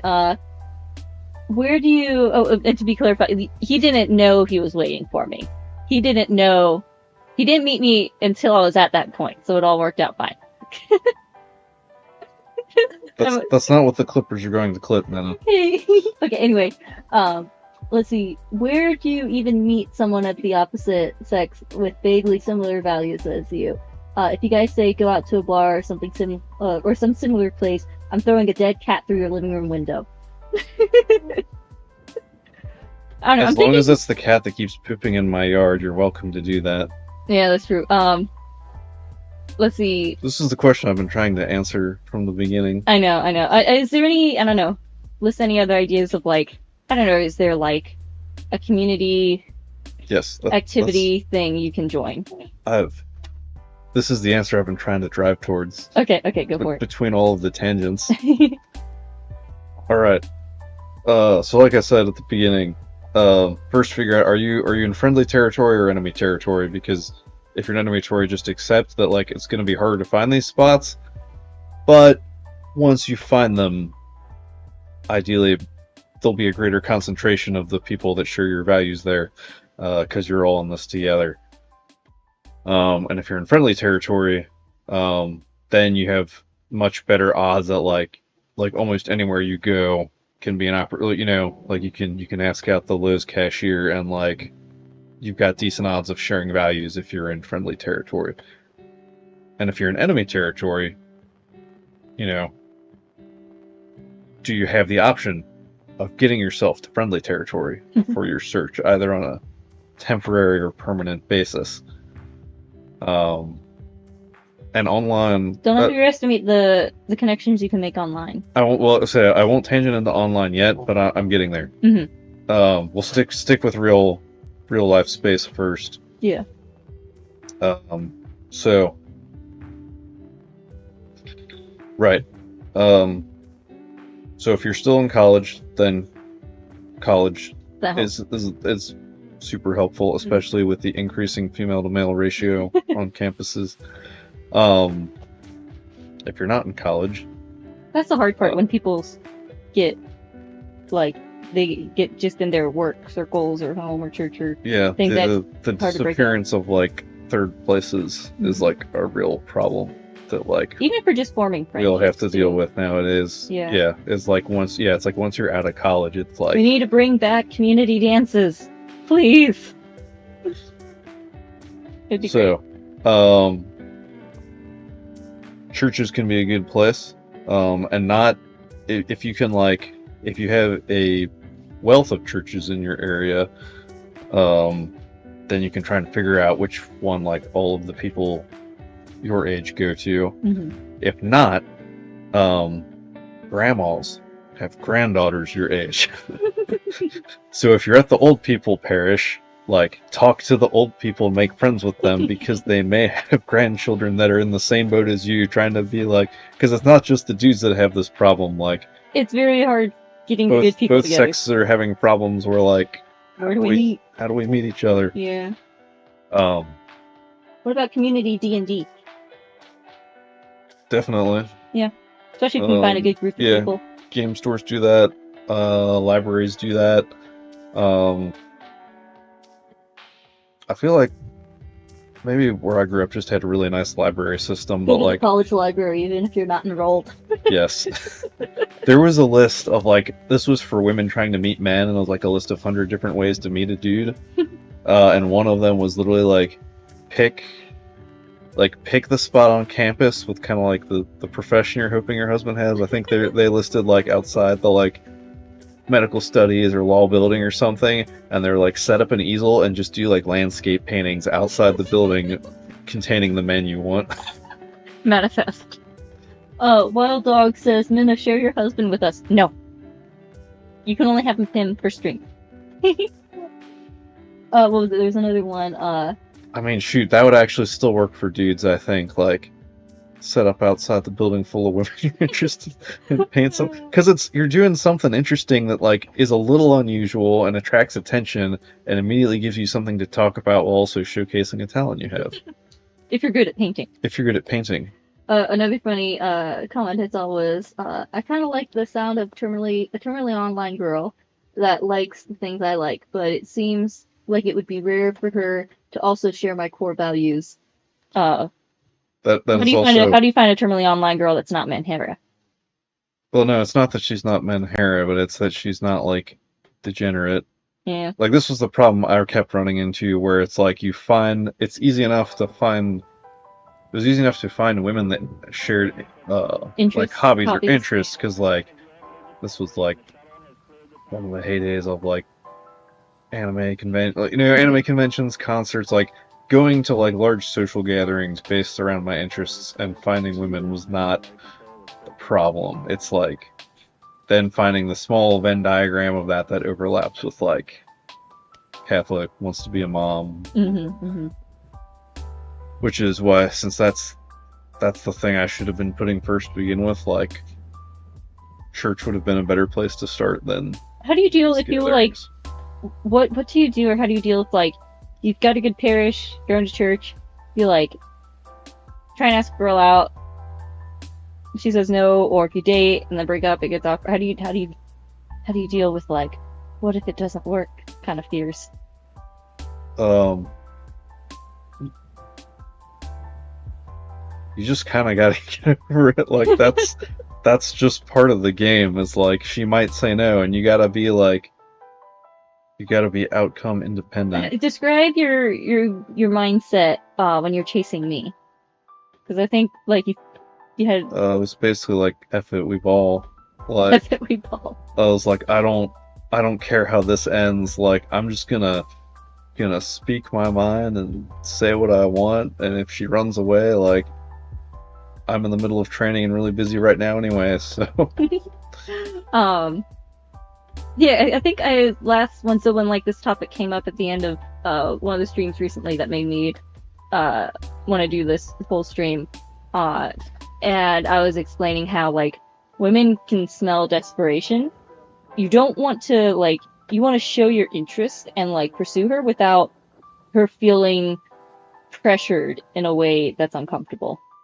Like, you don't want her to be like, oh no, how do I say no or turn this guy down? You know, if she's like, you don't want to come off as like desperate or pressuring in your interest of her. One of my coworkers I know did this, I think kind of by accident, because I don't know if he was deliberately doing this as a strategy or just being himself, but like I think he recognized the girl, like, previously was sort of like to have like kind of like a pet boyfriend to follow her around and, you know, do stuff with her. And he was very much just like, hey, I'm gonna be here, you know, like, I'm gonna be doing my thing, we should, you know, hang out. Or like when she would try and get him to come to things, he'd be like, no, I'm doing my own thing, you can join me if you want. or if they're doing things, just be like, well, time for me to go do my other like. I don't know if he was deliberately employing that as a strategy. I think he was just being himself and being like, I don't have time to mess around with this. Like, there's a certain way to do it where it's like it keeps you a little bit mysterious and like I don't know, having confidence in yourself and security in yourself while also like showing some interest in her, but she doesn't feel like it's hinging on her. I think one, it avoids her feeling like pressured or afraid to say no, and then two, shows you're confident and stable, and then maybe makes, if she's not already interested, maybe kind of piques her like, I wonder if what's up with this guy. Clearly he has an interesting life going on. I think that's something else you've mentioned in like, I think the first stream we did, where it's like, how do you find someone, like and how do you find people or like become interesting to people? And I think your answer was like, do interesting things with your life and like do things that better yourself and give you stories to tell or something. Mm-hmm. Which is also a way to meet people as well. Like, all right, someone mentioned community D&D, and I was gonna say, at least in my area, like the library was a fairly decent like hub of social activity. But we also had a pretty well-funded public library system, so I don't know if that's the case all over. Yeah, but that's an option. Church, library, so like I really don't like having a Facebook, and I don't really use mine, but it's also a good way to figure out like where events are happening. Yes. That you might be able to meet people you can just go to like, even if you just kind of have a Facebook but don't really use it, you could just go to the event tabs and like search your local area and find all kinds of events of like what's going on in your local area. Farmers markets, festivals. Yeah, just party, like just events, things, programs. Take a, like maybe there's community like painting class or, just things. So that's another way to, then you can go down the list of events and filter by like, either this is something I'm interested in, so maybe I can meet a girl that's interested in it, or I've done the math and determined that a woman who shares my values is most likely to have like one of these sorts of hobbies. What was it? Mandatory Fun Day. He's one of the guys that does like funny military videos. They're just hilarious because like he's hilarious. But he was talking about like, guys, go to the thrift stores. Go find your wife at the thrift store. And he's right. He's not wrong. He's not wrong. What was it? TLDR, go touch grass. Yep. What was it? There's another funny one. Daniel Sierra says, I've had lots of issues finding girls that want a family. Most have encountered value independence over family bonds. That's the other problem, is a lot of the ones that value family bonds might be at home doing things with their family. Yeah. Go to the family gatherings then? That's why you gotta make friends with the grandmas. Yeah. Yeah, true. All right, let's see. That's just something that just straight up is like, yes, that sucks about the current like younger generation. Feminism and its the consequences have been a disaster for society. There's no magical undo button that will solve the problem that like, yeah, the subset of women you're trying to find is already like smaller than what would historically be the case. Mm-hmm. I think there was one more sort of like how to meet people question. Let me see if there's anything else that strikes us in this. I mean, I can then now go into the whole like online as the territory to be searching. I think so. Here, let me read the question out real quick, and then I think it'll segue into that. My question for the advice stream is more, where to get the girl then? How, I haven't found a good church since I finished college, so I still just watch online usually. There's no one at work, and it's not like I can just say, will you go out with me? To the pretty girl at the register after she compliments my German Shepherd. Yes, you can. Want to go for a walk at the park with me and my German Shepherd? Yeah, Do you want to go to a dog park? It can. You want to come pet my dog? It can be that simple. I mean, I don't know. I feel like, especially if it is like someone that you don't have How do any you do it history. in a way that like works and just doesn't like come off as weird to like ask a girl out, especially if like it's someone you've just met? How do you like? Just like cold approach someone. Yeah, So I don't know that I've I don't think you have. ever actually done that. So I can't guess- speak I from guess you can- experience, except that I you know can people. I know people that have done it. Like there's one dude, where I like met the girl at a party, and it was just literally like, "Hey, do you want to go to church with me tomorrow?" And like looking back on it, she was like, "I said yes. I didn't really even like process where he asked me to go to. I just thought he seemed like a cool guy, and I was like, yeah, I'll go out with I him." guess you could always like kind of instead of like when some like the girl's like, oh, I like your German Shepherd, and just like I guess you could kind of build up to like asking her out instead of just like straight in that like go straight to will you go out with me? Like first things like talk about like, oh, you like this dog, maybe say a couple more things about dogs or like chat to her a minute, and then maybe like find a way to segue into like meeting up again. There's different, you know yourself and like where your strengths are conversationally and whatnot, but like ultimately if you needed to hear from someone, like, yes, you can just ask her out on the spot, like you can do that. Play it out in your head, like think about how you specifically need to do it in a way that works for you and like your strengths and weaknesses, but like it can be that easy. Mm-hmm.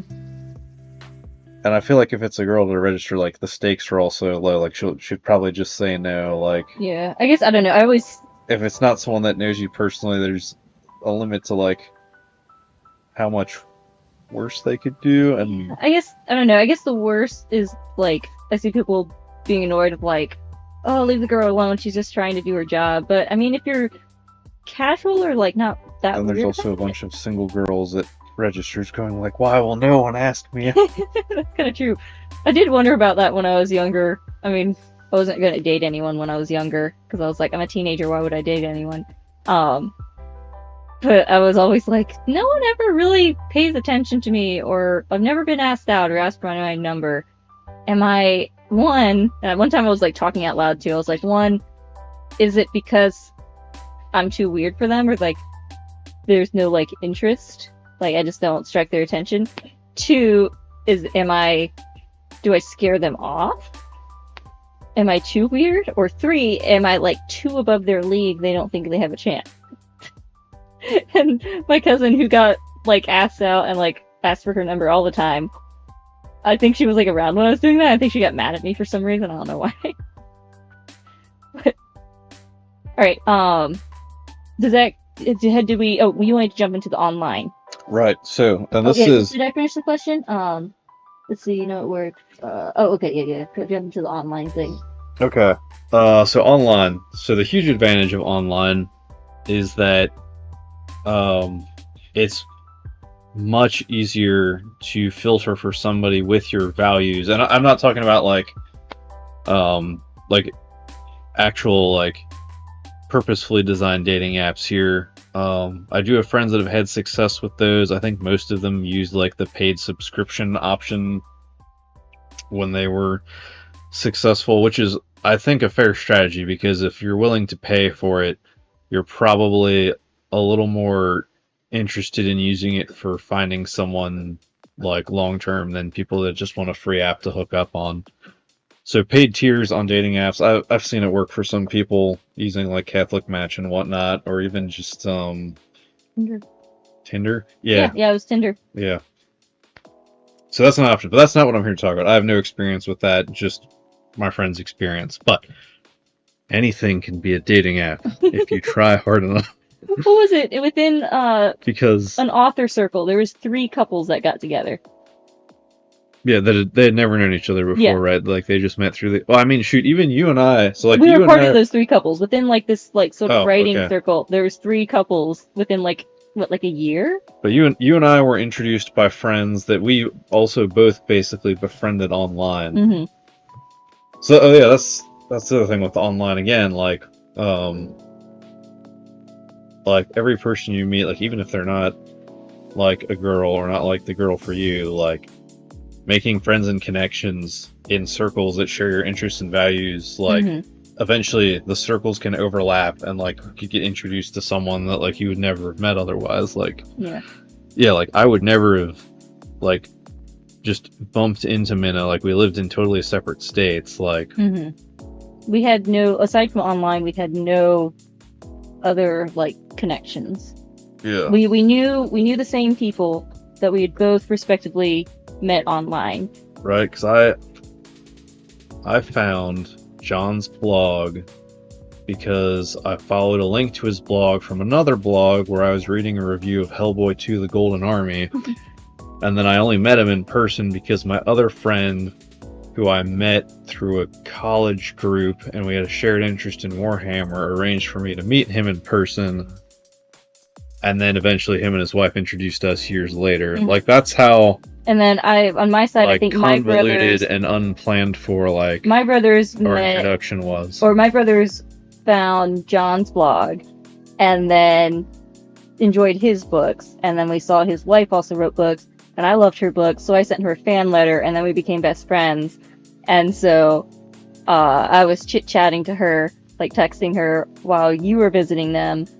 And then they introduced us properly, because we'd been somewhat aware of each other, but never actually got introduced or talked to each other, despite moving kind of in the same online circles and knowing a lot of the same people. It was God's timing for when we actually met and started talking. Yeah, so we met because of Hellboy and Warhammer 40,000. And however my brother found it, John's blog. Yo. But, I don't know, I guess, again, just... Well, I know like, there's also the couple that met on Twitter literally because the dude was just like, hey, do you want to see a picture of this Gundam kit I built? She was like, okay. And then, like, they kept chatting and one thing led to another and they got engaged. I guess, like, even, like, just, especially if you're someone that has a hard time putting themselves out there, making just friends and connections, because then that's friends and connections, and then that builds up, you know, your social circles or just your practice of interacting and talking with people and building these connections. Interesting opportunities for things to do. Yeah, again, just kind of put yourself out there, live your life, do things to improve and build upon yourself. Like, there's something we said about, like, timing, like, you never know, like, when is, like, the right timing, or, like, what God has in store, but it's not like your future spouse is just gonna come, like, knock on your door someday. Though I bet that's happened to at least some people. Yeah. But who knows? And you can prioritize the wife search, but you don't want to let it, like, consume your life, because then, like... Again, girls can smell desperation. Yeah. Like I said, like, I found you a, like, quality person in and of yourself. And that made me want to make a life with you. It's like the whole, like, power flows towards the worthy sort of thing. I guess so. There's a joke I could make here, but I won't. Let's see, Wild Dog says, so showing off Gunpla will get you girls. That's caption. Am I reading that? I can't see. Yeah, so actually I would say of all the non-dating apps to make a dating app, I feel like Twitter is actually pretty solid, because the thing is, like, when you find someone on Twitter, like, you'll probably be able to gauge both their interests and their opinions and values pretty quickly. And then it's, like, just a matter of, like, becoming part of their little side of Twitter, interacting and, like, you know, you can either, like, interact for a bit and then, like, escalate, or, you know, I know one guy I think that is, like, literally he's engaged now, but pretty sure his strategy for the time before that had literally just been, like, find interesting women online and DM them. Alright, anything else you want to touch on about, like, how to find people?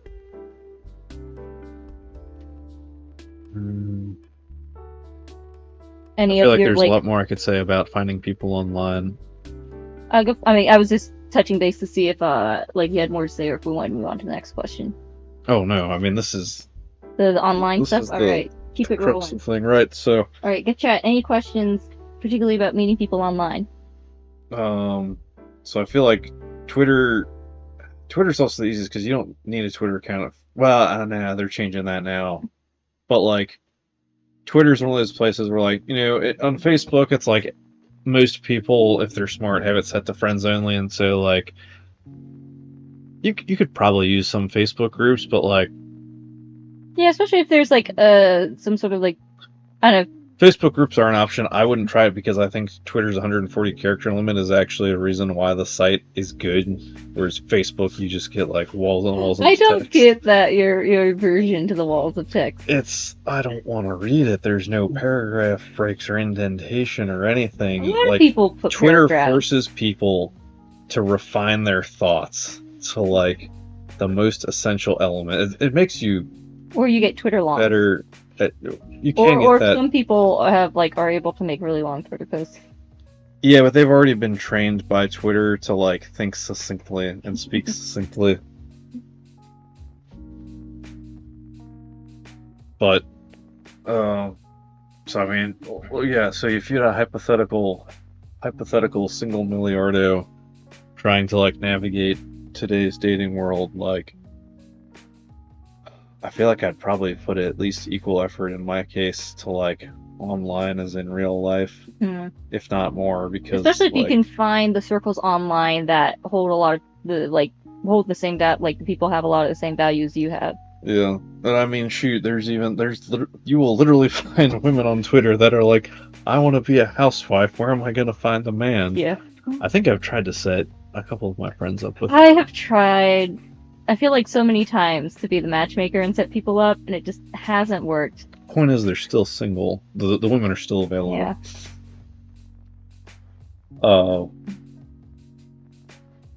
Yeah, I feel like online, you've got just like that's like the easiest way in a way to filter, at least for values. Is geography becomes a whole other issue online, because it's like you could meet this awesome girl, but if neither of you want to do long distance, then it's kind of gonna like. If you're meeting people online, you're gonna have to like be willing to at least do long distance long enough to see like, hey, is this like, is this worth really pursuing and figuring out? Which like we did pretty much our whole relationship was long distance until we got married. So like I don't know. So to me, I'm like, I don't get why people are like, I don't want to do long distance. Like, you don't want to do long distance like forever, but like you can do it long enough to, figure out like if this is worth progressing. Yeah, I mean, long distance isn't just like the other thing that factors in long distance isn't just that you two are apart, but that ultimately at some point, like, one or both of you are gonna have to live apart from your families, and like you do want to spend like still in their hometown, be able to spend time like in person, because like I feel like you need that to be able to like really suss someone out. Yeah. Of like really gauge them. Yeah, like person. You and I were still in driving distance of each other. Yeah, so and it wasn't a huge expense. I guess I was visit. technically employed when we first met, and then soon after that I was like, yeah, I'm done with this. I'm gonna go live with my favorite authors, and then soon after that we were engaged. Well, I'm like, cool, I'm good set. So yeah, I had the ability to like drive and visit you, like, I want to say it was at least like every like 4 to 6 weeks while we were dating. There's engaged. also besides Twitter, there's other social media platforms, other forums. There's still dedicated forums out there for some things that you can find, or shoot, like Discord servers. I don't really treat Discord as social media, but I mean, I'm not in a ton of like huge public Discord servers either. But I mean, there are servers. It's like tons of people. Could meet somebody there, or VTubers chats. Go after the VTubers. Somebody has to marry those gremlins. The question is, how do you, like, especially online, go about it in a way that isn't creepy? Okay, so everything I said about like asking the cashier out after she compliments her German Shepherd, like, I do not recommend that strategy online, because in person, you know, like you can both see each other and your persons and your personalities and kind of like have a vibe check on yeah. each other. Um, Jason says, don't encourage the schizo. Then don't be a schizo. that doesn't work. At least that's not the strategy I would pursue online. Online, I think you gotta Actually- take more time to build trust online. then like the strategy I pursued in real life is actually worthwhile. Of like just getting to know the person over time. Hmm. Plus, yeah, also making sure that they are in fact They have Real time to woman know and that you're not- a good normal person, and that you have you're not time to getting like make catfished. sure they're like a healthy person. Yeah, and then try and meet up in real life so that you can actually like vibe check each other for real. Women So tend then to in hide that- in VTubing yeah, then circles, when you're- seeing men. Well, I guess tend to the- hide in VTuber circles. I guess there is more men than women in VTubing audiences. No, I'm saying go after the VTubers. They're saying don't encourage the schizos. So don't be a schizo. Just be like, I don't know how you would. I don't know. How do you do that with? I don't. you have to become excellent. I guess. So. Basically, it's like, so I swear this is related to something. I guess if it's like I guess a power sort of difference. So that, all right. So you this need is how to this wait is until related. if the lady's kind of in a higher power position, like she's the streamer. Do you just make yourself really interesting and see if she'll approach you? Right. So this is swear what I'm about to talk about ties into this, but right, like Become first a couple VTuber yourself. times. Yeah, Then you'd be on the same level. First couple of times, I like went to conventions and I actually got to like meet like authors and artists whose work I admired. Like it was kind of weird meeting them because it's like I know you, but not really, and like you're being friendly to me, which is cool, but like we don't really have like a ton in common besides like my interest in your work and probably some like shared interests, but like we don't necessarily have time to talk about that. It was a weird feeling for me where it's like this is kind of cool, but also it's just kind of like I'm a fan. yeah, like I'm a fan, and I was like, you know what? I never want to feel like a fan again. So I was like, I'm going to like. It kind of got me more into indie circles too, but it was basically I was like, I need to step up my own like artistic output and creativity so that like when I meet these other artists I admire, like it's more like we're meeting as peers, or like, you know. So again, become a VTuber. Yeah, Like the one it's film. more like a meeting of peers in a field versus like fan and artist. And so I feel like that can apply in this situation too, of like, and not just if you're trying to like coach VTubers, but like, yeah, don't make the wife finding quest your sole focus. Like, focus on yourself as well and become husband material. yes, become like interesting and like Think about like who you want your spouse to be, and like what sort of values or standards you're holding for them, and then think about how to match that.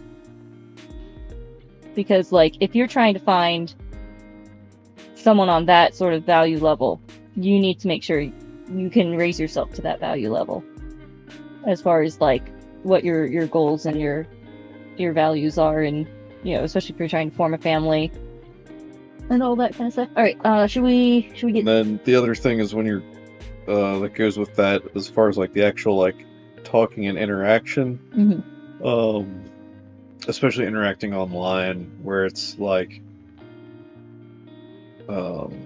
Discord, you can afford to kind of like type out your rambling thoughts, but like on something like Twitter or whatnot, like you gotta be more like try and fit more pack maximum like. Someone said Yeah, like you you're don't have a lot of too- room for nuance on Twitter. Yeah, so like when you're interacting with people on Twitter, like you want to make it like a good like comment. So you want to be like, I don't know. So again, like here's rules that apply outside of the dating world that are relevant in the dating world, and vice versa. So like when I'm commenting on people's art, like, you know, people get a bajillion comments that are just like nice art, I love your art, and it's like, okay, cool. Like you wouldn't, if you're trying to impress that person, or even just like try to like add something interesting to the conversation. Like you're just white noise if you're just like, I love your art, but like you want to. You did this to me. You know the example of there is someone complaining. Yeah, you used this on me. So there was someone complaining about like a comic book cover and being like, "Oh, it's an unrealistic beauty standard," and it was just like, I mean, I kind of fit that whatever proportions or thing it was. I forget if I must have like posted a picture or something of like, "Oh no, I'm an unrealistic beauty standard," and you know got comments on it. But then I think you like messaged me, or what did you say? How did it go? Or did you draw a picture? What did you do exactly? Wait, was this before or after we were married?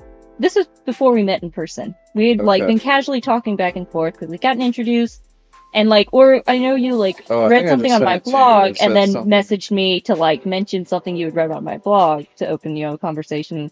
Oh yeah, so commenting on someone's artwork or creative output, like you'll just be white noise if you're just like, I love your work. Like find something specific about it that demonstrates that you actually like engaged with the art they created. You know, even if it's just like, I really like the shading on the upper lip. Spent like 3 hours doing that.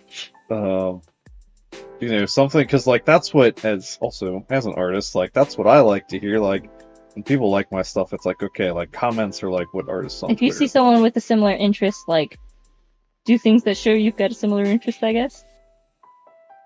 Well, specifically with artists here, I'm sort of going off topic, but it's like the principle is relevant. Is like, especially when you're trying to like get to know and talk with someone online, it's like artists love comments on their work that show that like someone is paying attention to what they're doing specifically with their art, and is not just someone going like, you are one of the other 50 pieces of art I liked as I was scrolling on my phone. Mm-hmm. So, like, a comment that's deliberately like, I like your art, but more specifically, like, I like this about your art. Makes you stand out more. Yeah, which shows that, like, I actually am paying attention to you. Mm-hmm. All right, we got a bunch of things coming in. Let's see. Josie says, learn to play an instrument before you try impressing a VTuber.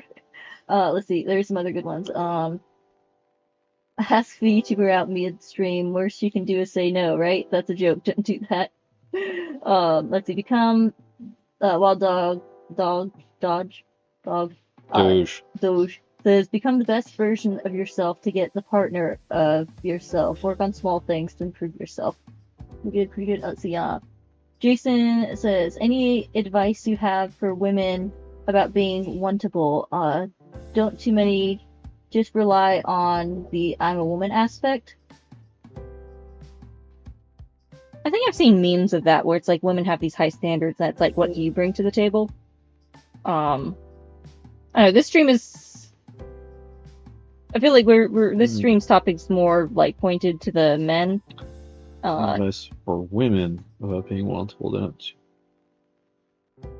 Don't too many just rely on the I'm a woman aspect. And I feel like that's a different topic, talking about like from the women, like for a woman how to like find a good guy and make yourself wantable. Wait, Jason, are you? I'm assuming you're not asking for yourself here. Are you asking what advice we would give to women to make them more appealing? Or are you asking how to find a woman that doesn't just like be like, oh, I'm a woman, so you should. That's all I bring to the table is I'm a woman, because you definitely don't want that if you're looking for a solid wife. Oh, I have sisters I need to get rid of. Oh, well, here we go, matchmaking service that you need to get rid of. Hey, I got some brothers. I do. Mom was like, hey, look out for some Japanese girls while you're over there.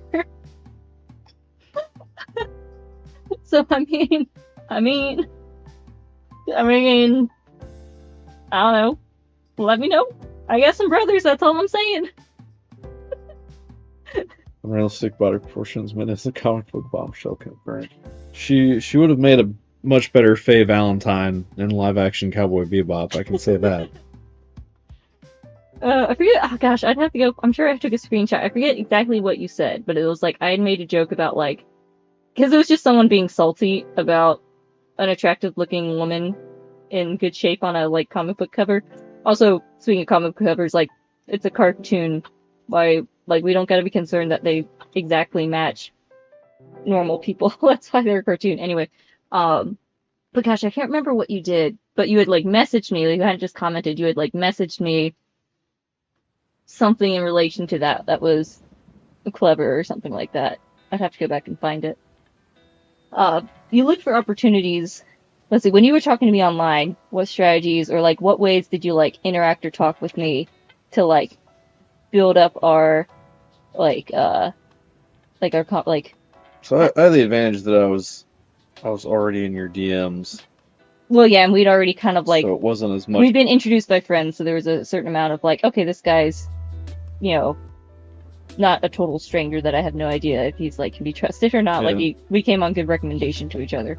I think at that point I was just kind of like, if something interesting happened over my day to make conversation about, I would just let you know. So that was, yeah, we And I did already. think you like went out of your way to like read something on my blog and then use that as a way to start a conversation. Yes.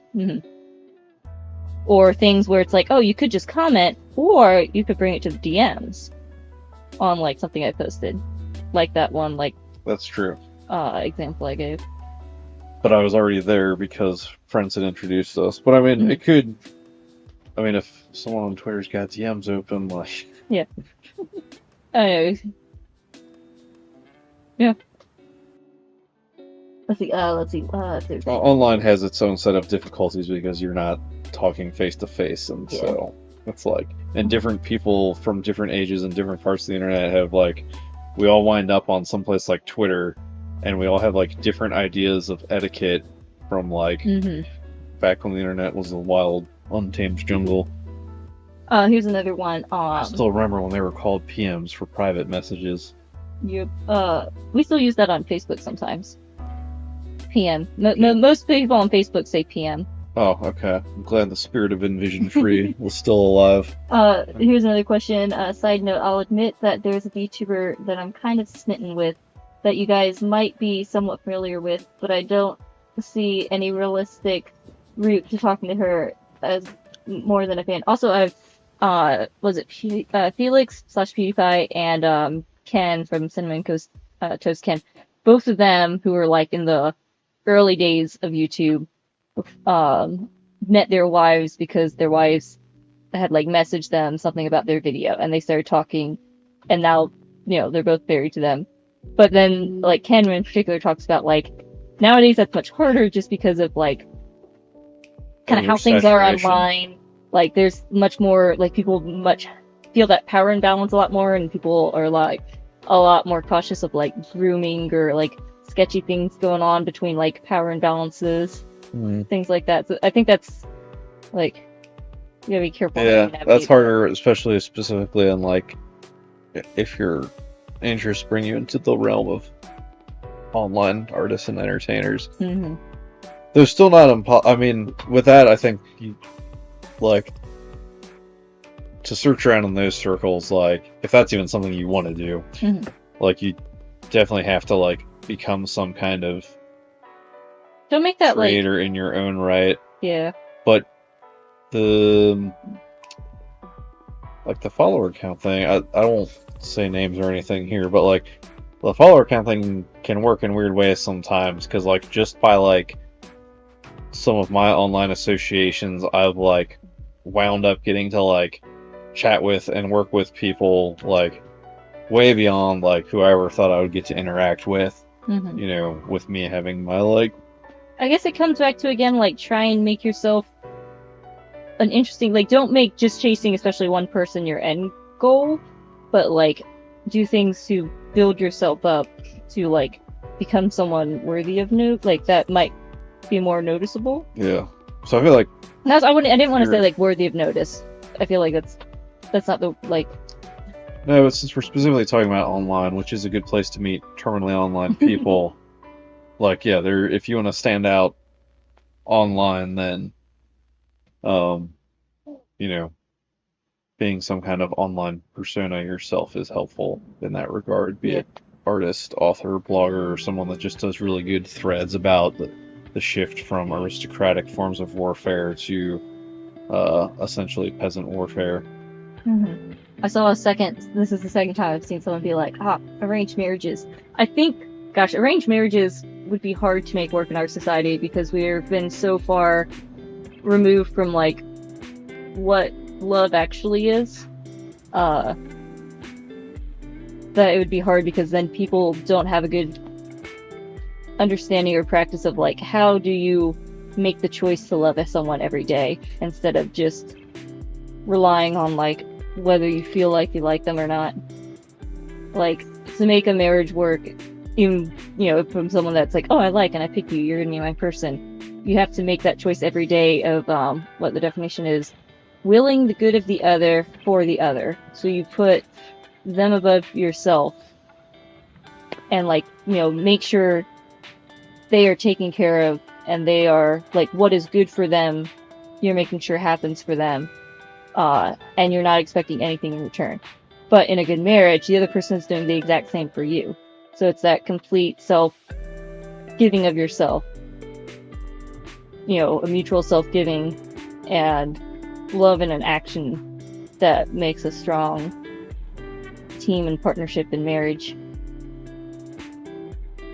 So most people don't even have, like, an example or concept of how to do that, which makes it very hard for a lot of people to know how to build that kind of relationship, which is one of the bad things about our society right now. Let's see. Should we get to some of the other questions? I feel like we've touched a lot of the, like, how to meet and, like, engage with people. Let's see. Jason Carter is still trying to figure out how to get his sisters married. I'm telling you, I got brothers. I'm serious. Especially if they're Catholic. Jason Carter, you DM Minna. We'll try and get her brothers married to your sisters. Down. And NORAD 2, you can DM me if you need to discuss how to meet VTubers. Who's gonna make our online matchmaking service? Except it's never been successful. I was like a teen trying to matchmake people at one point in my dance class, and it didn't work. Sadly. Well, I guess not sadly. I don't know. I have my DMs open, right? One issue is the fact that they're completely uninteresting. Have them find a quirky hobby then. I don't know. My brother was telling me there's some girl in his college class that's like into F1 racing, and I was like, I know nothing about F1 racing, but that sounds kind of based. Spectrum. If it's a spectrum, that means everyone's on it somewhere, right? I don't even think find your autism quirk. I don't even think he's interested in this girl, but I was just like, I like this girl already because she's got a weird, quirky hobby. They're completely uninteresting and make no attempt to be. Is that one of the sisters? Yeah, all of them from the sound of it. Yeah. I mean, yeah, women need to, like... Yeah, like the one person was saying, like... Yeah, women can't fall on the, I'm a woman, I'm a woman, so that's the value I bring. Doesn't really work. That's a disadvantage. Take away their phones and make them, like, survive in the woods forever. Alright, I feel like we should probably get some of these other questions. I think there was a couple of in-depth Find ones. some way to get them in a situation that forces them to... Yeah, basically force them into interesting experiences that will forcibly start carving out a personality in them. Alright, let's see. I know there is the... Should we do the one question... let's see. Here's this one. Hey, hello. Proper etiquette. Talking with friends who's half a bottle of vodka in. Mm-hmm. Sometimes she'll say something which I probably should understand as a joke or playful comment, but I'll just act as if it's a legitimate question. I have no idea what to do. Generally, so confused. Etiquette. Forgot to mention 6-7 year age gap. Both 21, so drinking is legal. Don't worry. Give the TLDR. I don't know if they heard the question.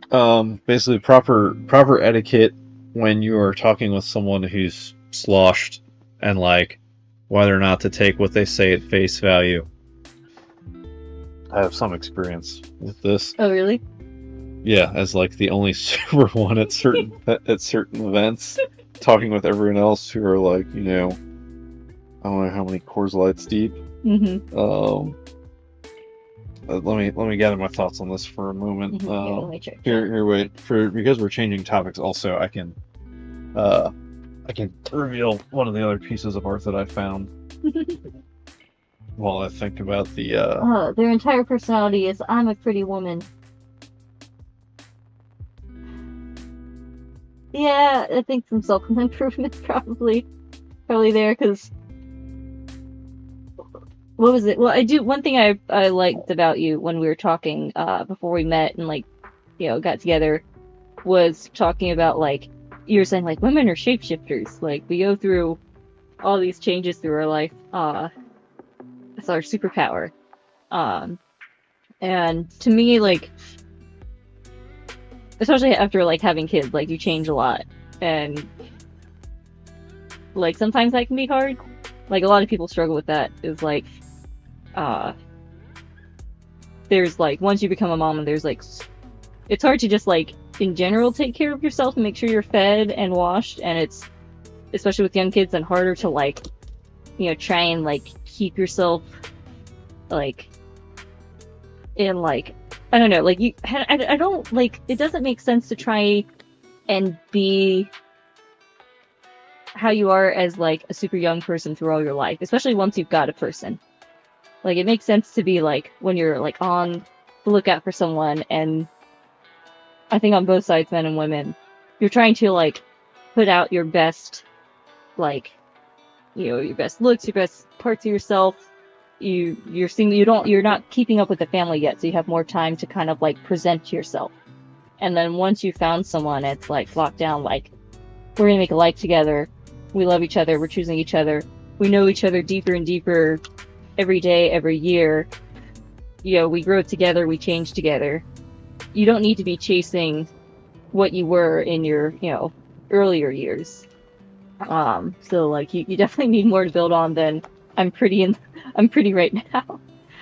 At least in a superficial sense. What was it? Oh, the other criteria you described where it's you want to how do you describe it? Make babies with her, but you also want to raise babies with her. So can you trust her? Oh yeah. Do I want to make babies with her? Do I want to raise babies with her? Mm-hmm. And can I talk to her? Can I talk to her? / will she keep the babies alive? Yeah.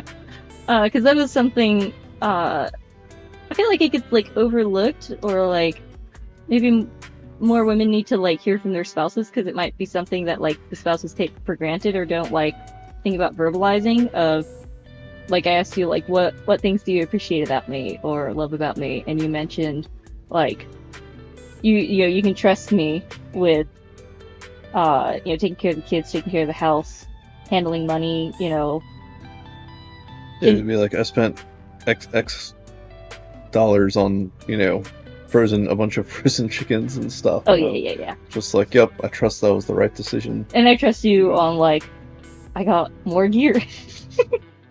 Because, I don't know, can you trust in communication? Yeah, I've never seen Fleck wearing combat pants like that.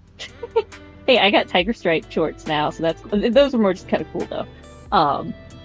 But anyway, that's a big thing when you're, discerning someone is, the level of, being able to trust and especially communicate. Especially if you're trying to, hash out or figure out some conflict. But that's more once you've, managed to, meet someone and, start building towards that. Were you able to think about the question? Well, also, doesn't that run into the you've changed issue? As far as, the woman has time to, be all, dolled up before she gets married, and then after marriage, she's, there's other too responsibilities. busy with kids and other responsibilities. I think if you don't prioritize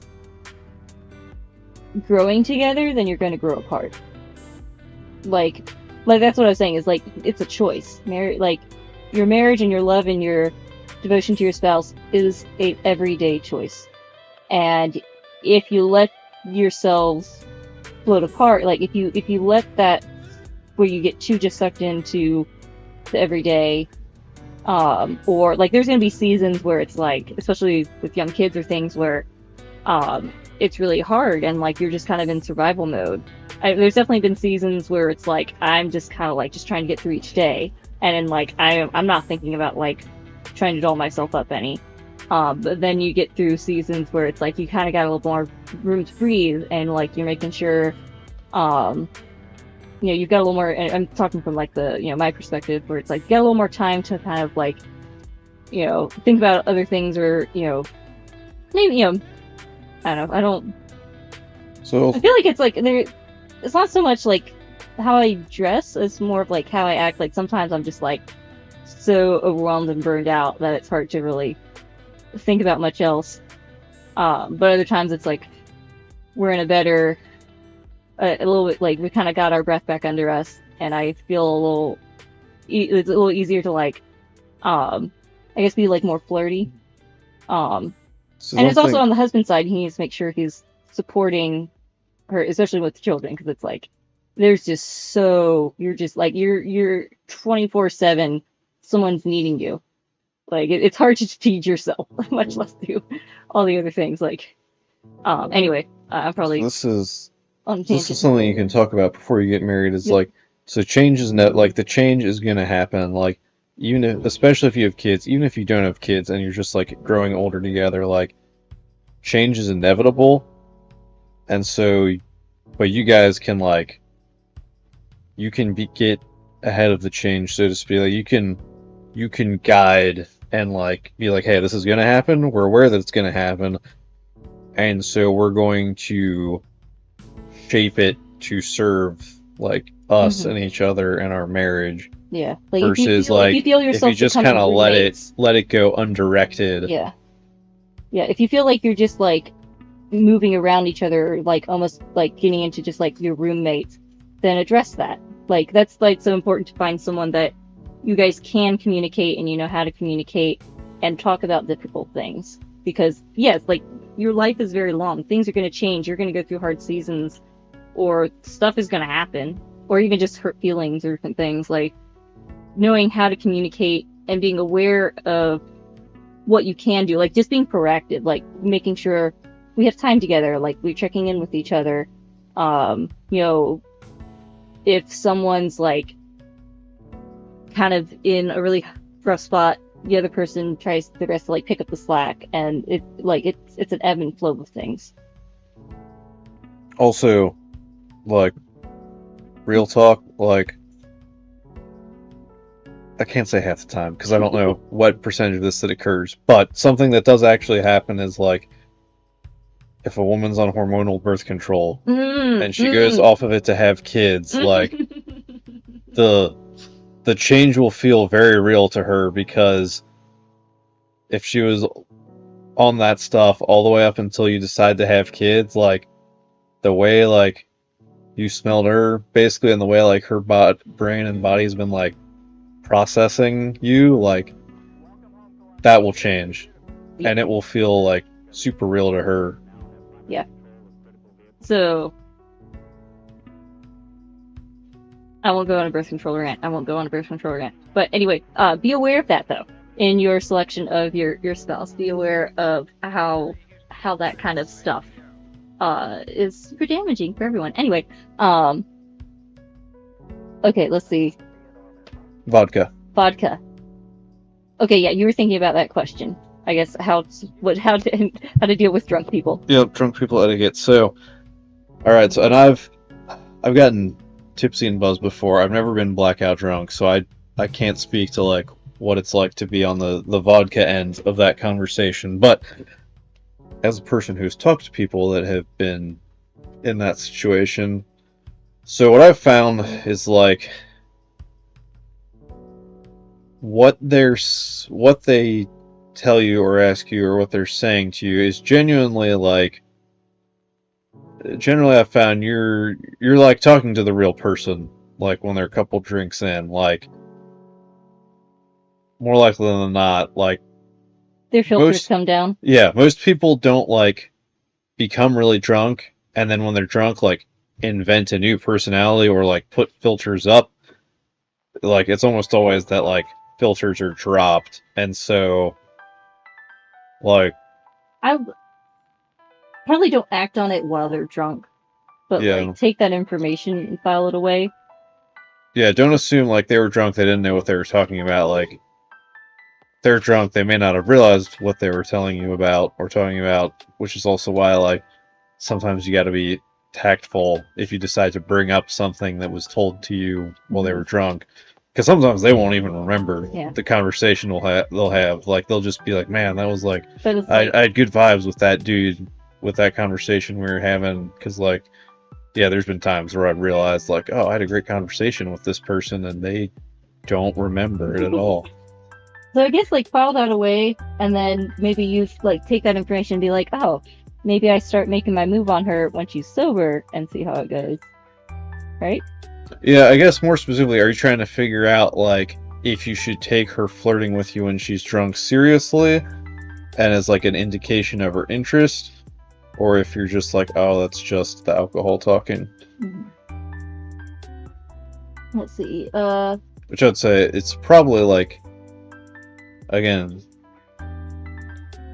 filters come down. So like, if she's flirty with you, like she probably is interested. Especially if she's not just like flirty with everyone when she's drunk. Yeah. He mentioned. I guess is she flirty with you when she's not drunk though? Yeah. He mentioned a 6 to 7 year age gap. With him on the younger, but I don't know. 6 to 7 year age gap seems fairly normal to me. It would. Okay, let's see. It's already 1:30 in the morning. I'm good to keep going. It's the weekend. I know. But let's make sure. I'm trying to think. I want to make sure we hit all the questions. We've got more wisdom on interacting with drunk people. Let's see. I'll check chat. Let's see. Yeah, generally they'll. Yeah, generally it's the real person. It's the genuine person minus filters that you're typically interacting with, not like some brand new drunken personality that they've invented. They may not remember their conversation with you.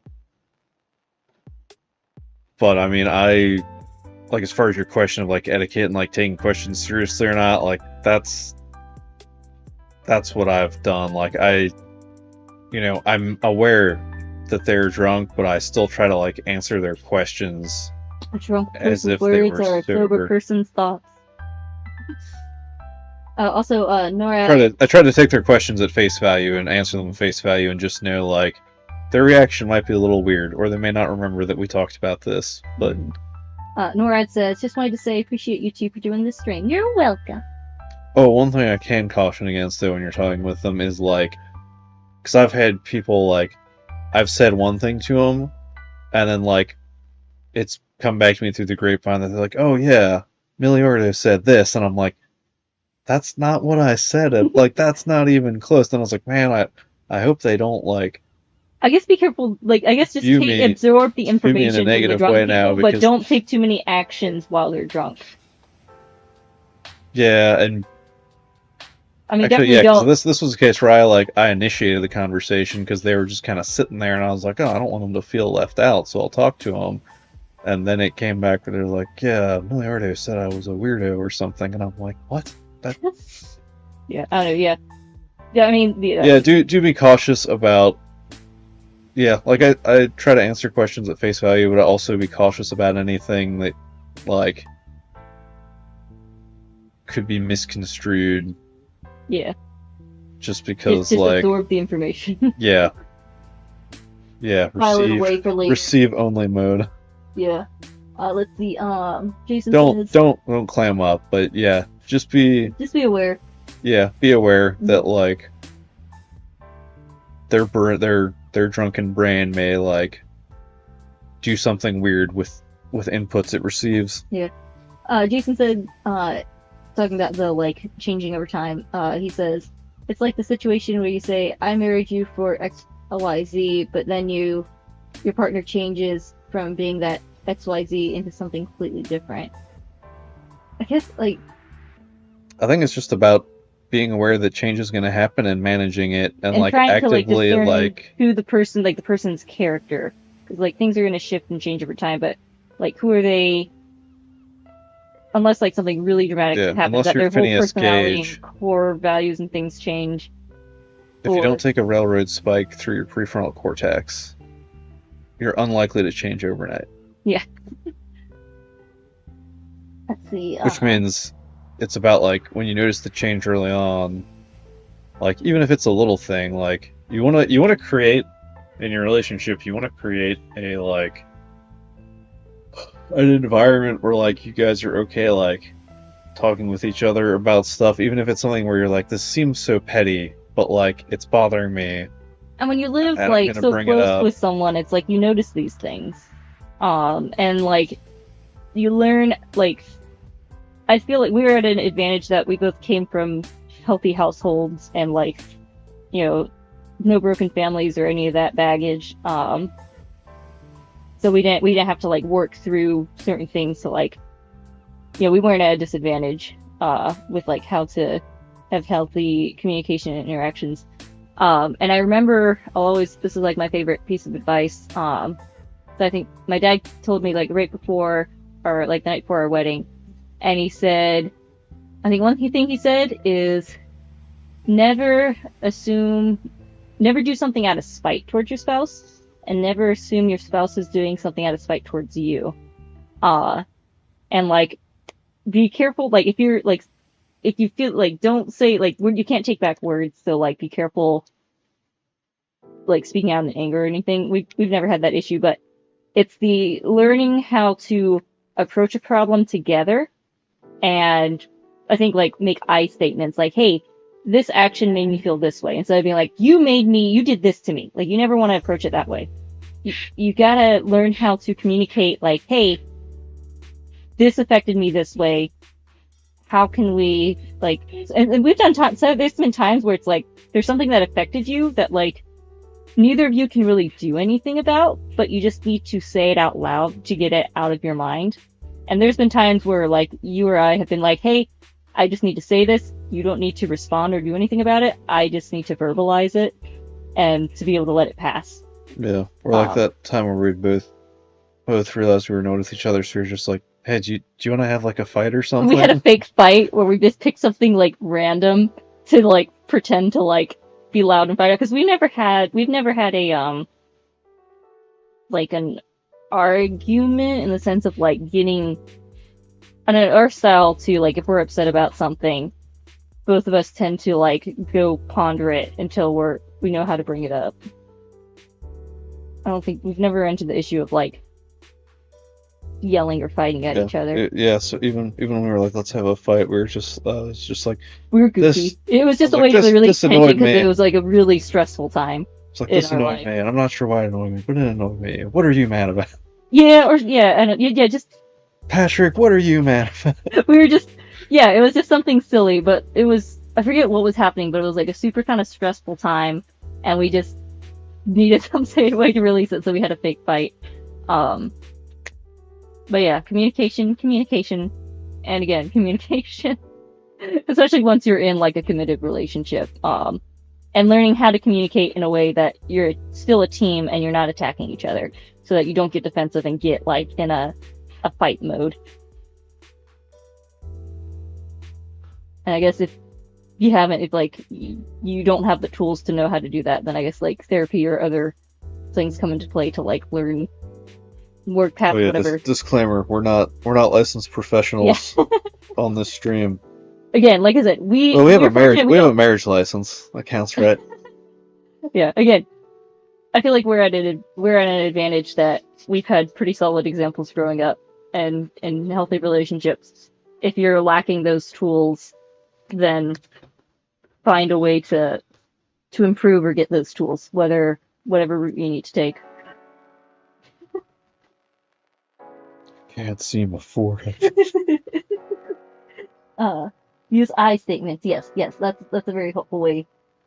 And yeah, sometimes don't ever assume. Don't do something out of spite. Never assume your spouse is doing something out of spite, because like that's usually like that's unless you got a spiteful spouse, like that's not the case. And there's so many times like feelings are gonna get hurt. How do you address that and like address it in a way to move past it or make changes so it doesn't happen again? Alright, should we get to some of the other questions? Let's see. I know there's that one big long one that I guess if the gentleman drinking with the elderly lady is the elderly lady. It's not the elderly lady. I've been drinking. We're not supposed to talk to the grandmas that way. That's not what I meant.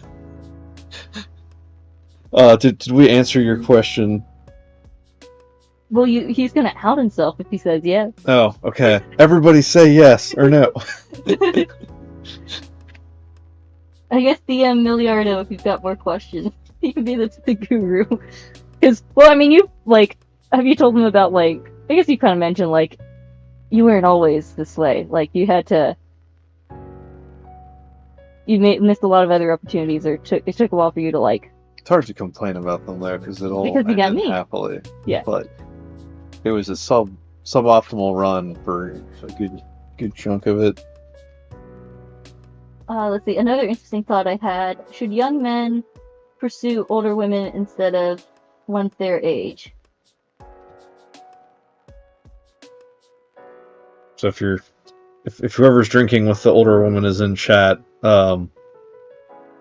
she's probably still some like you do you, but as a general rule, I would not advise it. Men have fertility through like most of their life. If you're like trying to have a family, though it works. Like it works. I mean, late 20s, early 30s is still, I think, plenty of time to grow and start a family.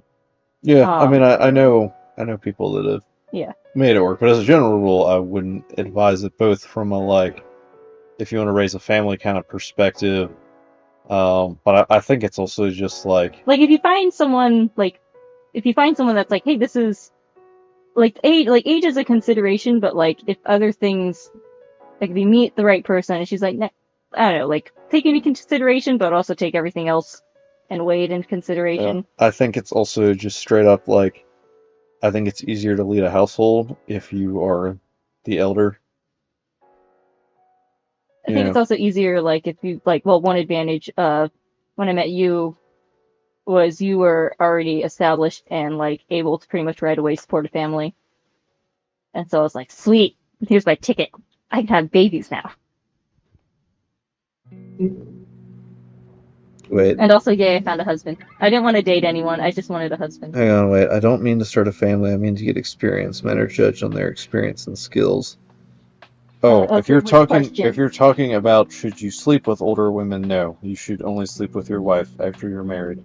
Wait, is that what he's asking? Let's see. No, should you pursue older women? Men are judged on their experience and skills. Is that really what he's asking? I'm not sure. I'm waiting to see what he says. Yeah. But if that's what he's asking, then no. I wholeheartedly do not recommend it at all. Get in a relationship with, but why get in a relationship with someone that you wouldn't consider marrying? Yeah. Like you had like one actual like girlfriend before you met me, and that was like years before you met me. Yes. You like, to me that's like, I don't like, I just wouldn't really see it as a feature that you dated a lot of people. Like, you can get people and communication skills through friendship. Like, yeah. Why spend your time? Because, like, if you're in a relationship, then you might not be noticing other people that you could potentially be in a relationship with that might actually be the person that you could build a life with. I'll also point out that technically all of that experience is from failed relationships. Right? Yeah.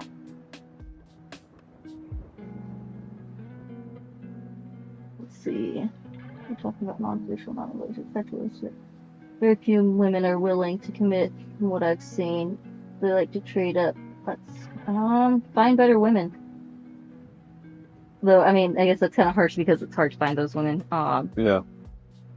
Can you read that one properly? We're talking about non-traditional, non-religious type of relationships. Very few women are willing to commit from what I've seen. They like to trade up. That's what society tells them to do now. I mean, that's not really our wheelhouse. We don't move in those circles. Hypergamy's always been a thing. But, no, I do not advise that anyone, like... Don't waste your time dating someone that you don't, date. Like, to me, from the time I've been a teen, it's always been... The reason to date someone is to see if we're compatible for marriage. That's coming from a traditional religious background. Because that was what I valued, and so that was what I was looking for. Because I want to be able to start a family and build a life with someone, so I'm not going to waste my time with someone romantically, unless it's building towards that goal. And I'd say even if you're a non-traditional, non-religious person, like I'm not going to advise you to like optimize for that environment, because I don't think like if you play the game, it's not like one strategy applies for traditional religious people and one applies to others. Like the whole reason that we're traditional and religious is because we believe you're not too far from the mic, are you? Yeah, no, like the actual like religious beliefs aside, like we don't believe that like these things only apply to people that are part of that religion. Like we think it's universally true. So, like, I'm never going to advise someone, like, no, you go be, like, you go optimize for paganism over there while I optimize for Christianity over here. If you want that kind of advice, go find a pagan to get that advice from, I guess.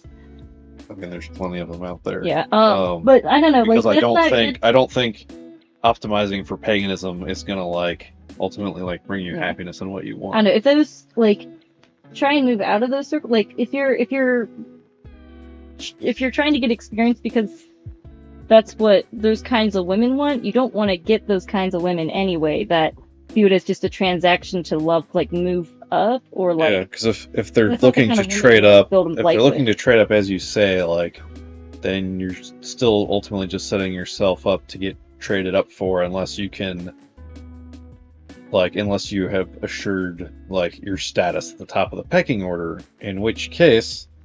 Like, right, if you've cemented yourself as, like, the Giga Chad, right, where you have no fear of being traded up on, like, then you also have enough status that you don't have to settle for those kinds of women, except if you've, like, spent a bunch of time, like, getting experience, so to speak, that then, despite your Giga Chad status, that would make you less attractive to the kind of woman that would actually commit to a lifelong marriage. Yeah, it's like, it's not bad to put yourself out there and, I guess we've been saying the whole time is like, get experience, but don't do it in a way... No, we're talking about totally different kinds of experience. Okay, like, we're talking about, like, interesting life experiences, cool stories to tell, and just, like, developing your interpersonal skills, your people skills, like, because, like, everything that's like how to be a good dude translates into how to be a good husband, how to be a good boyfriend, etc. Like, yeah, to be a good husband, you like, in a sense, you need to learn how to be a good friend. I believe here he's talking more specifically about like women valuing experience. I'm glad I've never met any women like that. Man, I don't know. It's such a... Oh gosh, this goes back to that find better women. Where does one find these better women? That's what the stream's about. That's what the stream's about, hopefully. It's not easy. It's very, like... Yeah, I won't lie. What you're describing is true. Like, there's... But, okay, here, can I talk for a second about that one thing that baffled my mind, and then I talked to you about it, and you're like, yeah, that's a thing, and I was like, what? Where it was... I think, like, I saw it on, like, a Twitter thread, where it was apparently it's very common that it's, like, men don't want to be open up or be vulnerable, because then women will see it as a sign of weakness and, like, leave them, or use that as a weapon in an argument later, whatever thing they were vulnerable about. Which was, like, I was baffled by. Like, I was like, some women are like that? And it was like, because then, like, in a Twitter thread, then a bunch of guys were talking about, like, yeah, this has happened to me, or, like, yeah, all women are like that. And I'm like, what? it doesn't compute to my mind. But I guess those are the same kind of women that treat it as a transaction or a trade up, and that they'll like not only not really care if their boyfriend's in like emotional distress or like something's like up, but then will also like leave him over it or like use it against him. That's definitely toxic femininity, red flag, avoid, I guess. I don't know. It surprised me when you were like, when I was like, what? I didn't understand. I was like, what is this? And you were like, yeah, some people are like. All of that experience is also like destroying your ability to pair bond. Like it definitely affects women more than men from the look of things, but it still affects men. Are you talking specifically physically or just in general? Yeah. Well, and I mean, I'd say in general too, if you're just like going from relationship to relationship with no end other than like the relationship in itself, like you're not, again, like in the eyes of those sorts of women it may be an advantage, but like from the outside, like you are losing levels, not gaining levels, because you're like, yeah, you're like taking a pair bonding like instinct and hormones that are designed for the rearing of children and like repeatedly like forming those bonds and breaking them is like not helping, not healthy. Yeah. And again, like it may get you more like cachet within that circle, but like if you're ever trying to like break free of that circle, like, can we talk about some other dumb things, such as like, oh, before you marry someone you have to live with them or you have to be physical with them, which are so false and statistically wrong. They also blame men for it. We end up never being good enough. Yeah, like it, walking away from that world can be difficult because, like, yeah, those. Where do you find the kind other of world? women are easy to find, and like the good women are hard to find. But man, that's so sad that it's so common. Again, I don't think I've really ever met those kinds of women, but it just, I can't explain how much it baffles me. But that's their mindset. But then again, there's brainwashed part of society that have been taught like, oh, this is freedom, this is empowering, run this rat race, be in the crab bucket. Alright, should we move on to the next question, or you got anything else to say?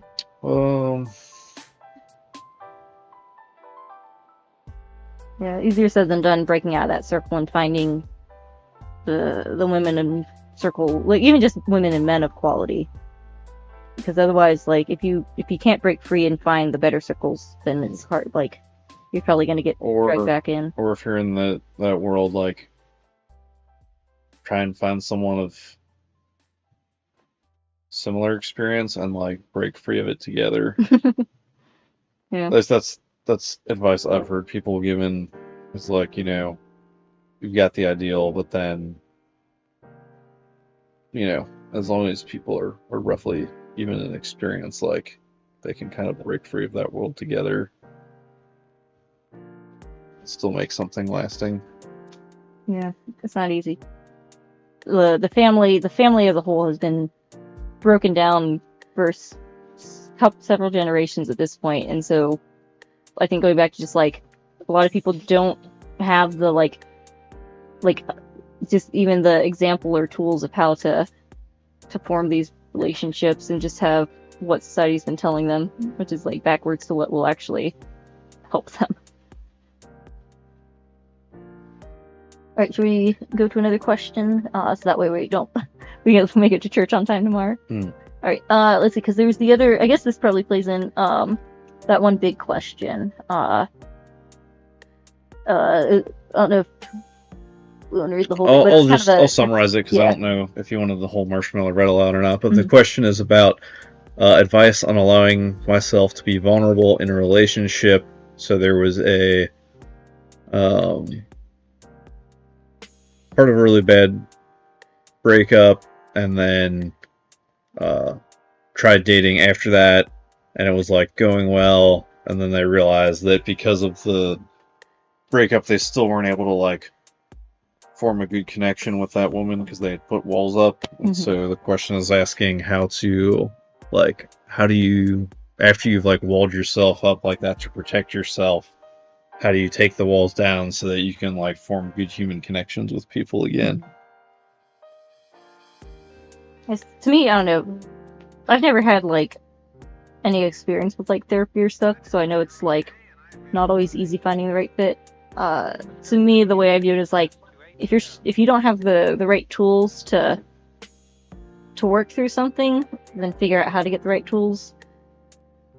So my advice was, again, I'm not a licensed professional, but all right. So I have not been in your exact situation, and yeah, I've dated a girl kind of like that before. Actually, we only made it on one date, so I've not made it nearly as far as you had and like built up that much of a connection with this person. But I do feel that pain of like it seems like it's going well, and then suddenly they just and then they're like they realize like nope, not gonna work. Like, and she's doing well now as far as I know. Last time I heard about her, so I like to think that it at least like I feel like our brief relationship was kind of something that like made her realize like, oh, I need to like get help with that. So that's kind of at least what I tell myself to feel better about it. I was like, you know, well, you got me now, so you can't feel. Yeah, I was like, at least I took that one for the rest of the boys. Oh, you were the one that made her realize she needs fixing, and you couldn't fix her. Yeah.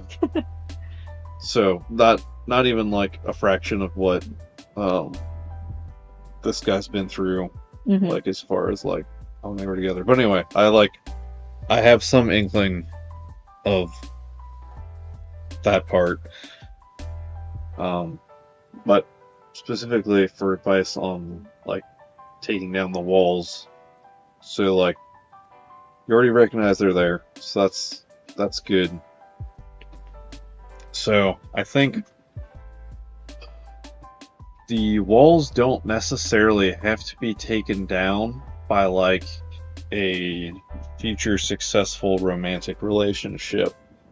Like I think if you've like kind of walled yourself off generally, then the walls can be taken down generally as well, right? So you've got your relationship with yourself, your relationship with others, both like family, friends, romance, your relationship with God, and your relationship with like just your environment, I guess, nature.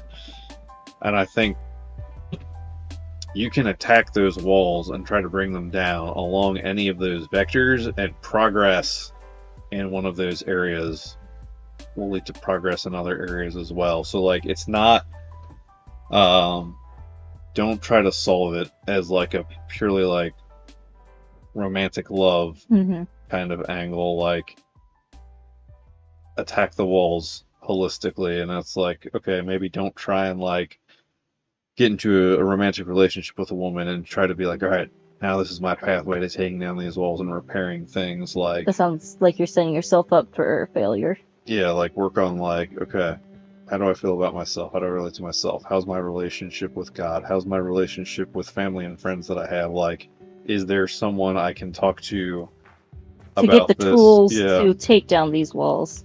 Or someone that either like lies a professional or just like a good friend or mentor or figure that can like help you realize like, hey, you put these up to protect yourself from this pain. Like, the threat is past. You can take them down now. That's pretty solid. Yeah, I'm not a psychologist, but I feel like that's how I would try to. Yeah, because like if you know there's something like that, then it's probably not a good idea to. Yeah, you can't use a romantic relationship to fix anything, because it's too high stakes. Yeah, and you have to bring strength into the relationships are hard. They're not like they're hard. They're gonna challenge things, not fix things. Like it's one of those things where it's like you can find stories where it's happened, but it's not like You're not setting yourself up for It's success. not the ideal strategy to Yeah. like pursue. Yeah. Yeah, 'cause I've seen cases where it seems to have like worked out, and like two individuals were able to kind of like They help actually each other fix each other. heal like together, but like it's taken like a long time. Hmm. And I think it's because that like a romantic relationship feels so like high stakes. And it's hard. Like it's hard to navigate when you're so close to someone.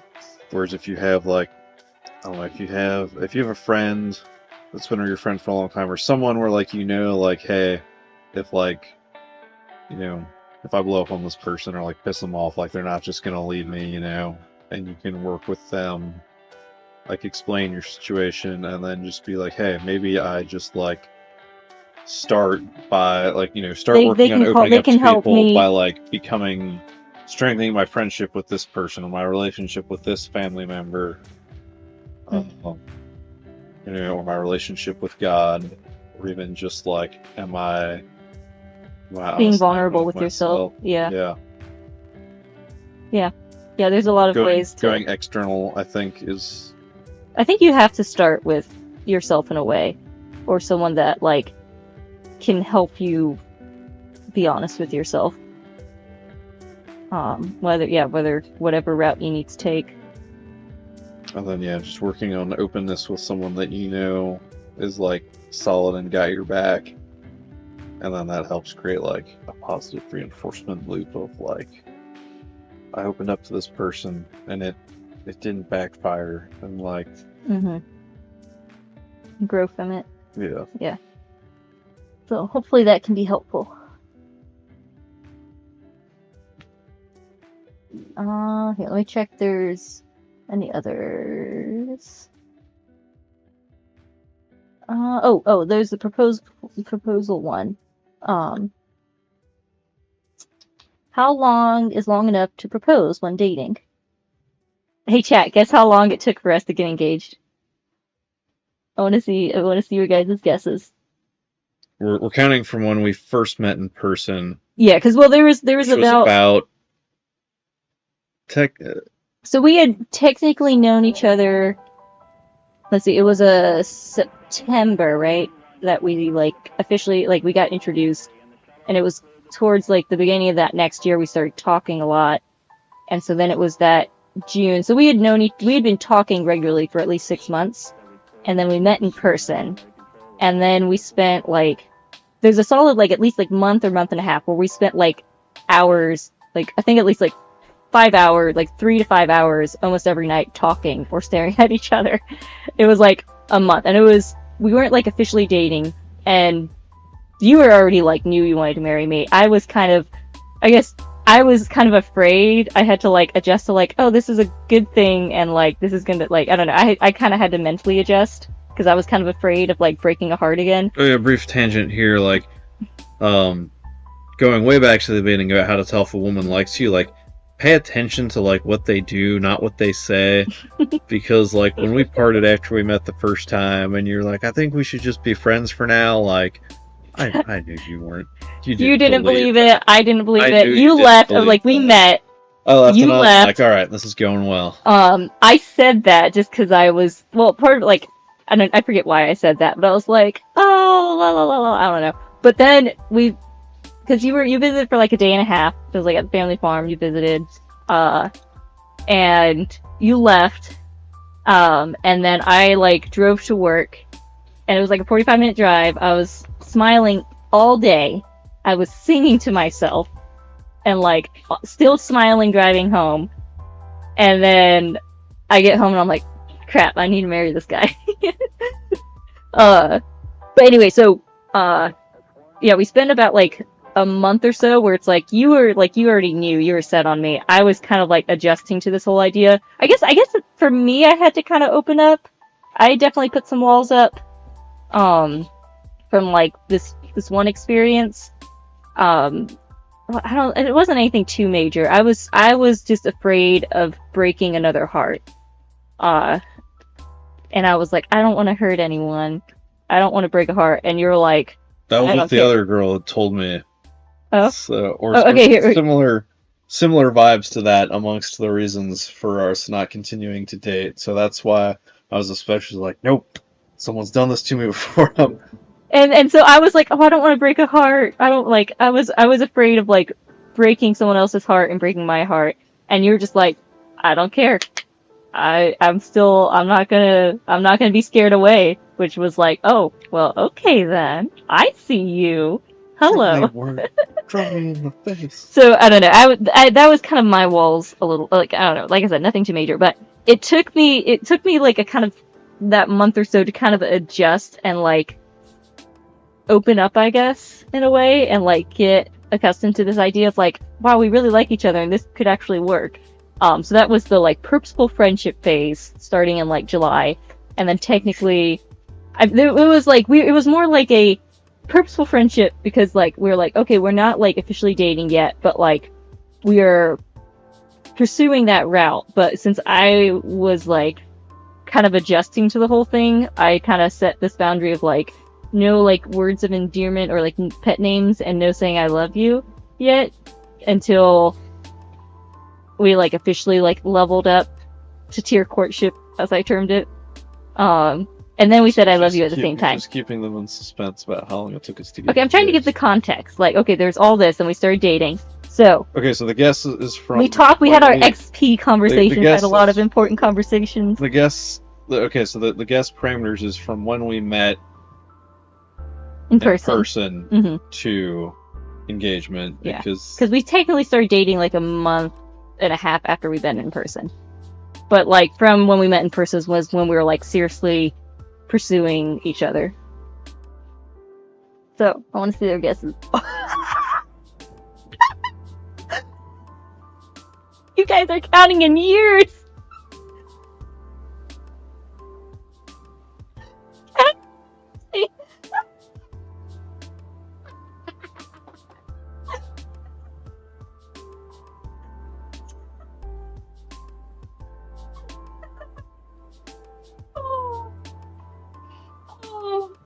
Oh, okay. Wallace said a month. One day. Okay. Shall we tell them? So it was, we met in July. I can hear you laughing, by the way. I know. Okay, so we met in July, and you're not supposed to bully chat, Minna. I'm not bullying. I'm just laughing because they're counting in years. I'm just laughing. I'm not bullying. I'm just laughing. Okay, so we met in July, and then it was day before New Year's, right?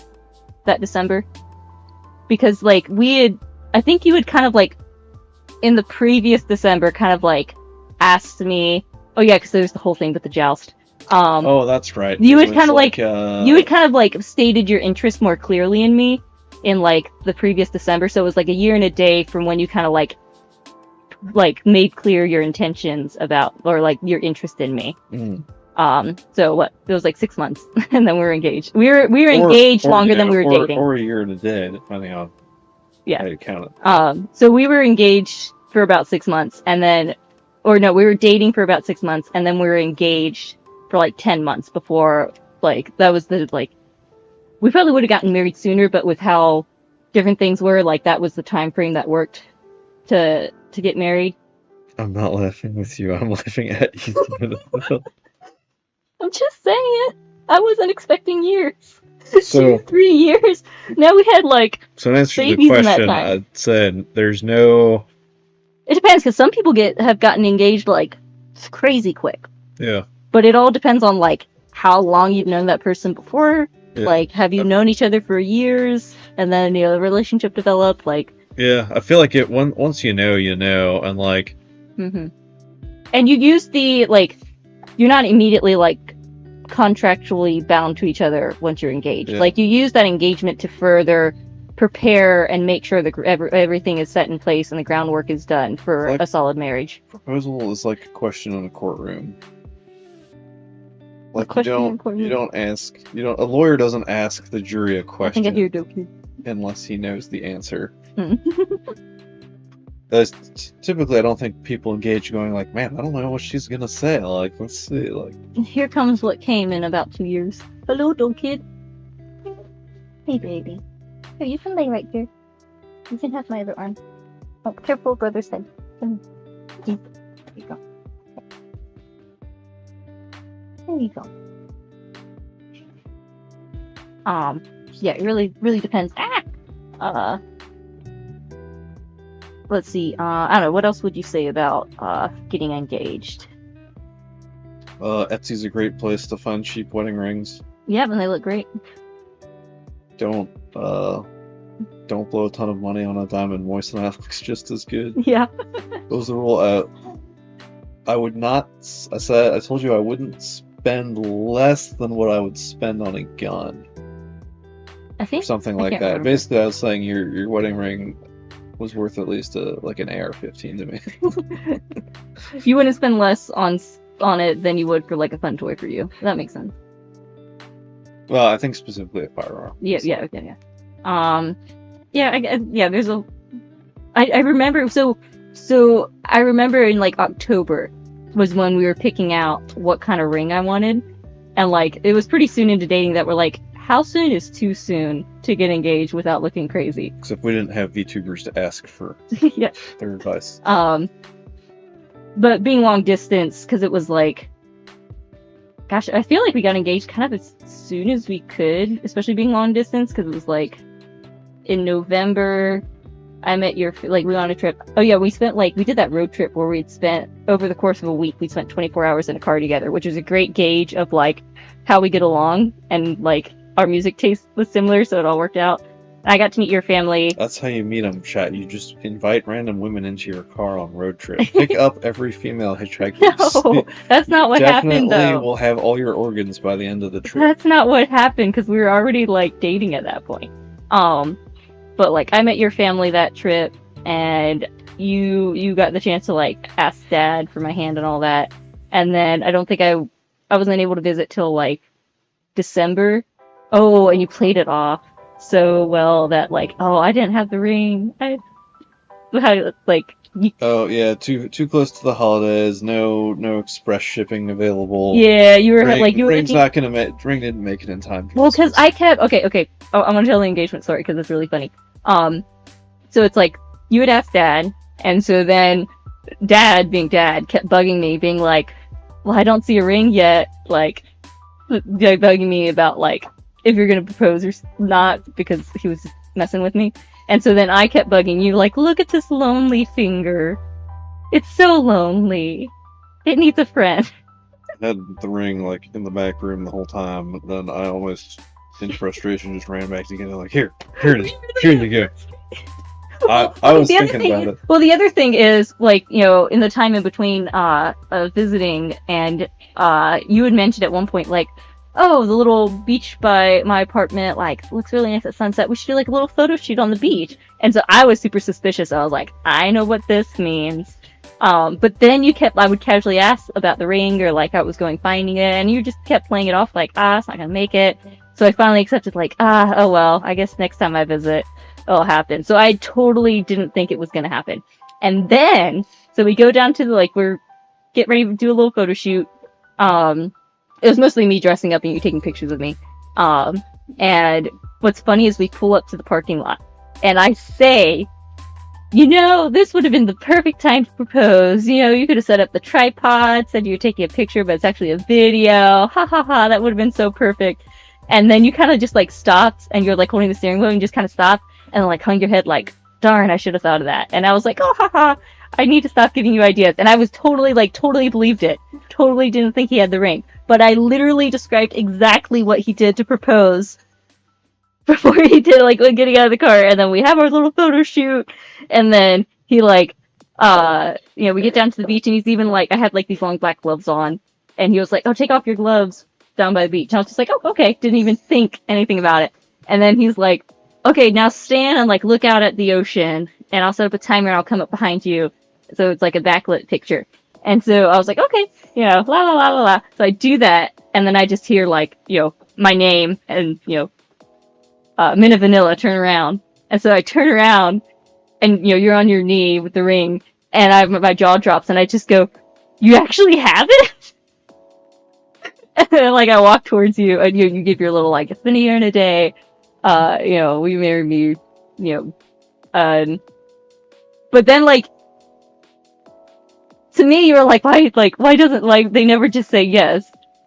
But then in the time it took to, like, walk back over to you, like, you hadn't, like, the question had been kind of hanging, and so then I had to be like, will I marry you? Yes. Because I did, like, Approach yourself.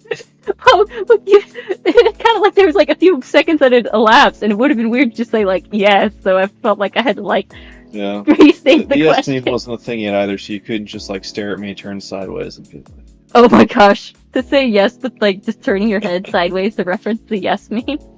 That would have been silly. Anyway, but yeah, I totally described the proposal, like, right before it happened, and was still totally oblivious. And then it, like, I was just like, oh, yay, happy. Like, I'm not the sort of, like, crying, I guess, at a proposal person. But I was just like, oh, yay, cool, yay. And then, like, about an hour later when we were getting sushi, then it sunk in. And then you got some really funny pictures of my face, like, staring at my ring, like, it was great. At this point, you're just bullying single chat. I'm sorry, I love telling that story, though. Hopefully all the advice helps. It's such a funny story. I love that story. Oh, I got both little babies cuddled on me now, dear. Lim Hong Yi. Oh, hello, I'm late, so what did I miss? You'll probably have to catch the VOD. We were doing our best to, mostly it's like how to meet women relationship advice. I feel like our first stream was more like, we had a relationship advice stream like way a while ago.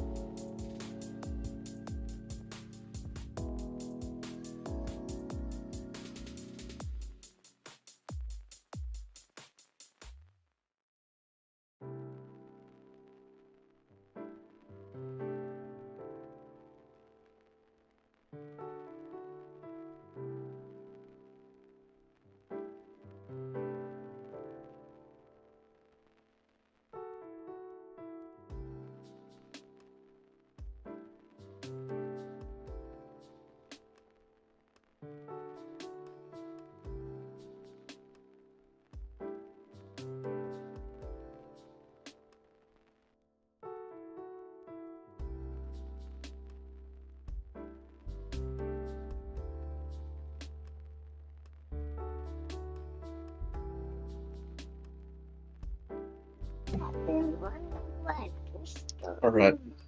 What happened when I was at the store? Yo, we're unmuted now. Oh. Unless you want me to just mute while dear kid is chatting. Are you ready? Here, I'll mute a little bit, and I'll do the slow reveal of the next bit of artwork here for chat while we're... I think he's done talking. Okay. Alright, we should wrap up this so we can all get back to sleep. I was teasing chat with this art. I know, she was just standing on your head for a lot. This stream's mostly been like a podcast stream. Alright, careful with his head. That's true, especially with the lack of face capture. I should have put like something up here. I got both Bill babies cuddled on me. Does your relationship advice work on introverts or Chinese people? Chinese people. For introverts, I would say you're a little more of like an introvert, whereas I'm very much an extrovert. You're an introvert that has people skills. Because like to me, like an introvert is someone that, to me the way I define it is like an extrovert gets energy from like interacting with people. Like I feel more pumped up after like interacting with a lot of people, whereas people that are introverts, they feel more, it drains them a bit more interacting with a bunch of people, and so they need to recharge kind of more by themselves. That's fair. So I would say you can still have people skills as an introvert. With that definition of introvert, then yes, this would still work for introverts. You're just gonna have to manage your social battery. Yeah. It's more like one of those. I guess how do you build up your people skills you'll play it as more an like introvert? a roguelike, where you just venture out, then come back, recharge. Be like Pippa and just think of everything in like video game terms. I guess what's your advice for building your people skills as someone that It's introverted. yeah, and or like how to start building up those people skills if you have like social anxiety or you aren't skilled in that yet? I'm trying to think when it really like, because I feel like there's a point where I like made a conscious decision like I wanted to get better at people skills. I guess that's the first step.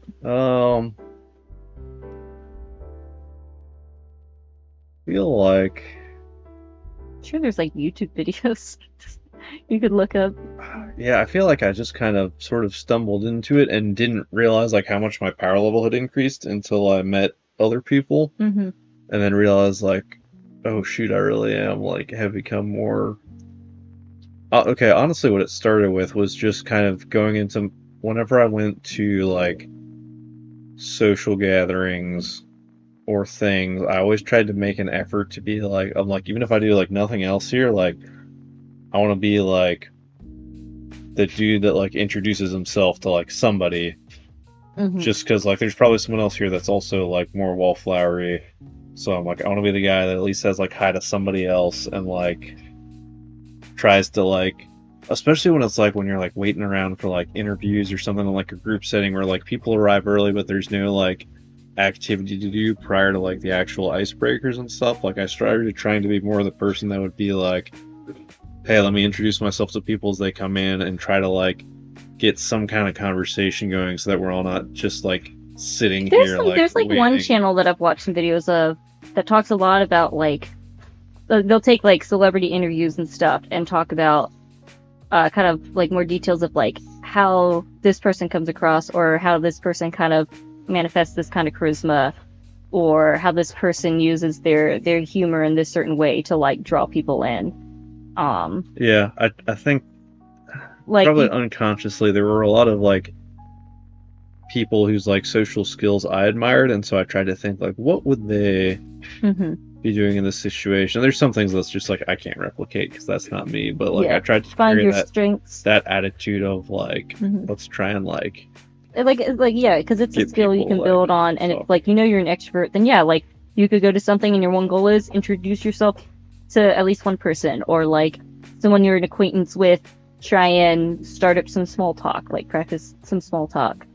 Like it's a skill. Like there's a lot, even like I don't know, voice. I feel like women like voices a lot. Like if you've got a good voice, like you can improve on your voice, you can improve on a lot of aspects of who you are. And actually that's also like that social liminal space, if you will, of like the gathering before the gathering, before everyone's like paired off in conversations and stuff. Like that's also a good way to meet people, because it's like your mere social interaction carries outsized weight at that point, because you're demonstrating like I'm taking the initiative to introduce myself to somebody, which especially stands out if everyone's just been sitting there quietly until you showed up. So like you've demonstrated like your ability to take initiative, break with the status quo a little, which is also kind of a form of leadership. And then you're making like what's hopefully a good first impression on somebody. Yeah. So like, yeah, that again goes back to like, don't like, you gotta both keep the, especially if your like end goal is, you know, find a wife, build a family. You gotta keep that goal in mind, but you can't make that your only focus. Like to get to that goal, do the things that build you towards that goal as well. Yeah. And it's easier to start a conversation that way than to like break into one once a party's started. Oh, Joel Kid put his arm over Joel Baby, where they're all snuggling on me. It's so cute. They're snuggling to you. Oh. Yeah, I think that covers. So yeah, once you go to those events that you found on Facebook or at the library or someplace, that those spaces there before the event's in full swing is like a really good time to like introduce yourself to people and chit chat. Like, all right, I'm gonna practice. Introducing myself. Because then you also look like that smooth guy that's like, oh, he must know everybody here. Like, make it a little bit. Going for it. Yeah. Put yourself out there. Here, I refresh it, see if there's any more questions. And like, just something I've learned from like leadership positions is also like even people in leadership positions enjoy being gen pop sometimes, and like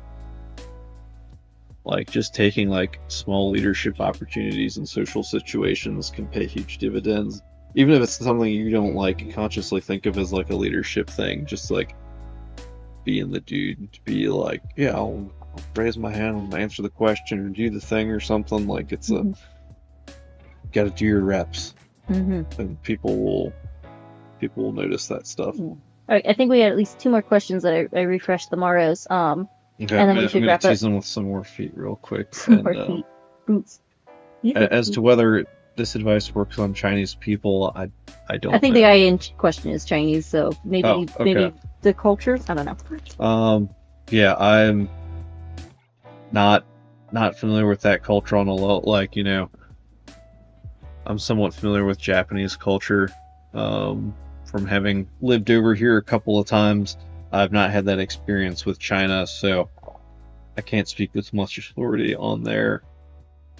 Okay, let's see, other questions real quick. How important is the relationship to God in finding the right partner?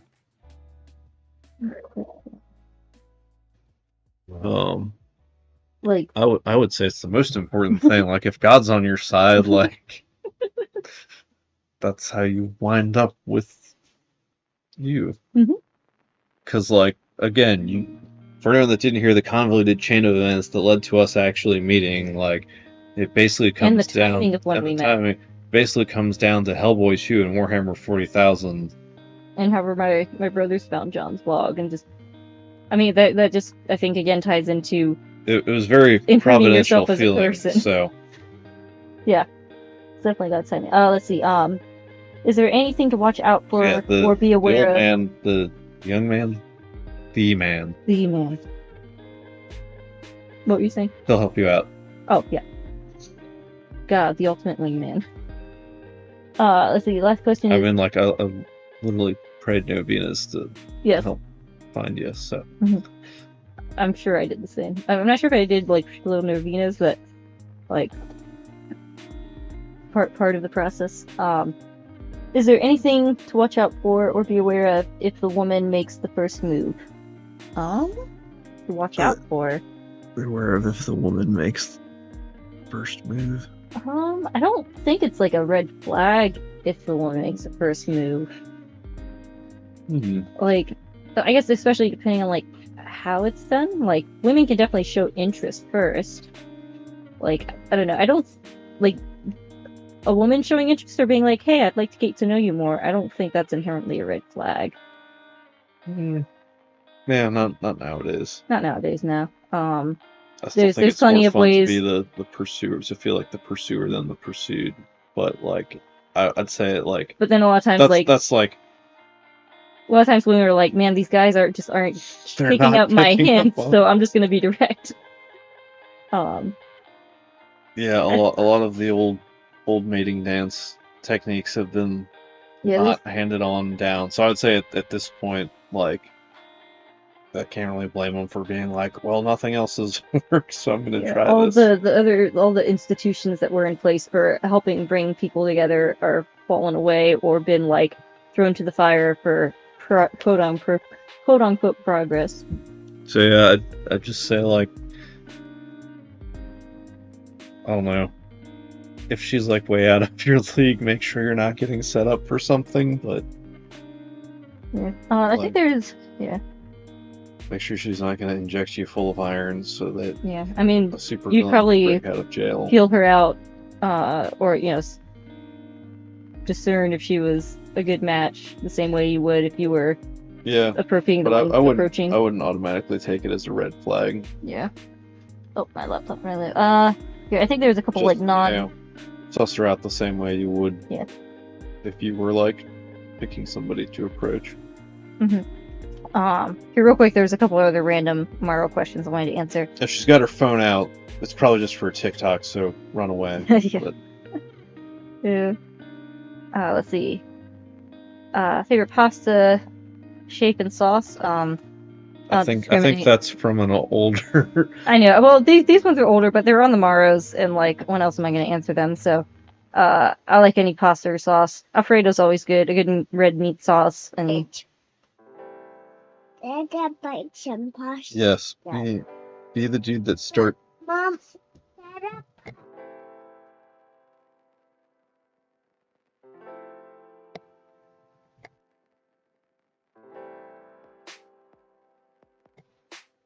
Dokid's wise words are Dada bite tomato paste.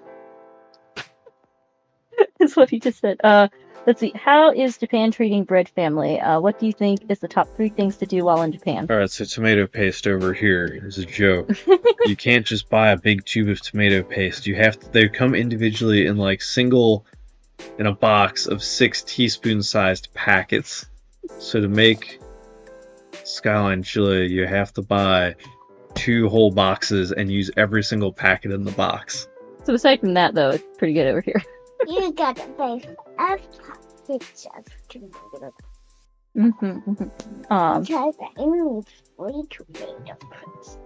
You should do a stream sometime talking about things to do in Japan. So we'll leave that question. I've been meaning to do a slideshow of all my pictures from the time I went to Owarai, Yeah. of all the girls in Panzer stuff. But You should definitely do that sometime. What's the easiest bread you've ever made? I like the Kate's one sourdough recipe. Is pretty good. I don't know if that's as easy, but that's like the one I've learning, my go-to. Let's see. Something about Kamen Rider. Now that you've seen Taku, what's going to be the one you continue? AI, so you should check out Kamen Rider. That was the question. Let's see. oh, we found this. We found the other Cincinnati Bros, or possibly Florida Bros. I think that's the only location outside of Cincy area that's got it. Okay, careful. Let's see. I think there's like one more. Let's see. Someone asked, "Hi, I'm new to the channel. I'm curious. How came you to decide to move to Japan, and what's it feel like being a VTuber while we're raising a family?" You want to answer the first? I'll answer the second. Yeah, we moved here because I took a job out here. Mm-hmm. It was a job I really wanted. Yeah. So, and I mean, It was a chance to come to Japan, so can't turn wasn't that down. gonna say no to that. What's it feel like being a VTuber and raising a family? There's already like so many priorities you're trying to juggle on your plate, and so it's hard to add in yet another one. And then life's been crazy the past year or so, especially with the international move. So it feels like I want to do, like, for a long time, it's like I want to do more. I'd like to put more effort and more time in, but it's hard to justify that a lot of times when there's like so many other higher priorities. You're limited in like your time you're able to stream, or how long you're able to stream, or having to take like long breaks in the middle of the stream to go nurse the baby back to sleep. But recently, now that we're more settled, I had a perspective shift of like, okay, there's not too many fires I got to put out right now. We're kind of getting into our routine. I really enjoy streaming. It's easy to get caught up in the day-to-day, and only like, I could go like weeks where I'm mostly just like taking care of the kids and cleaning the house, and it's hard to like set aside time to like do something that like is like my own like project or thing, or like especially creative outlet. It's easy to let that slip to the side amongst all my other priorities.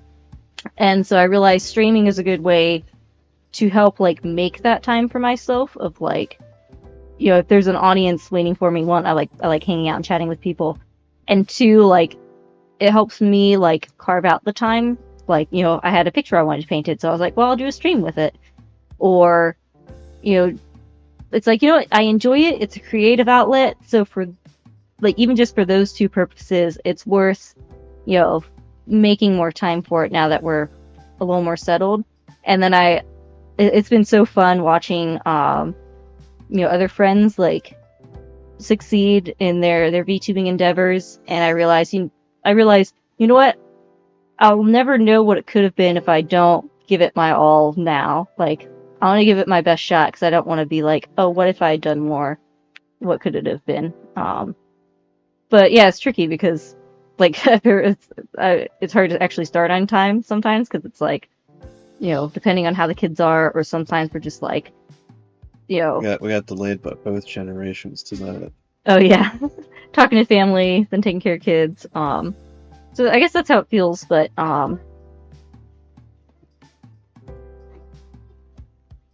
you need the blanket. All right, Joe Kid says it's time to sleep. There's Easy. hang on, I'll answer the rest of chat's questions. Let's see. Be the dude. 10/10 advice. And it's okay. It's okay to suck at being the dude at first. Like I have no idea of all the times when I was like doing my reps. I have no idea how many of those times I was actually like Lurk more and do your reps. successful or like actually making a good impression on people. I just did it enough times that I can at least tell now. Like, all right, I've gotten pretty decent at the old people skills, but Yeah, a lot of people are alive. yeah, I'm still definitely the weird one sometimes, but I'm like I've learned to fake it well enough that I can do all right.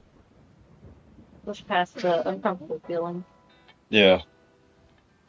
Yeah, like there's certain things where like I see other guys do, I'm just like, yeah, I could not pull that off because of like, you know how you can tell when like someone's doing like a voice? Mm-hmm.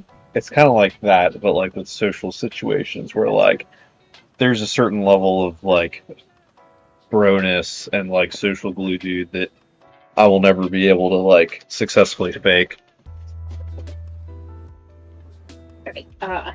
Salty's still streaming. I'm gonna get settled here. Fake a decent amount of it. I'm gonna say goodnight. You can wrap up. Okay. So I'm still here. I'll just speak further from the mic. But Salty's still streaming, and I yelled at him to put his raids on, so we can raid him. Okay, cool. The Minecraft Let's see. stream. Be the dude that starts telling the Discord call full of introverts. Yes, if you're just slightly more extroverted than all of the rest of them, You know, like, if everyone was good at like initiating things, a lot more would get done in the world. Like there's something to be said for being the person that initiates. and that's why when she compliments your German Shepherd, just go for it. Let's see here. Not just China, but Asia in general, Singapore, Malaysia, pretty sure you need to.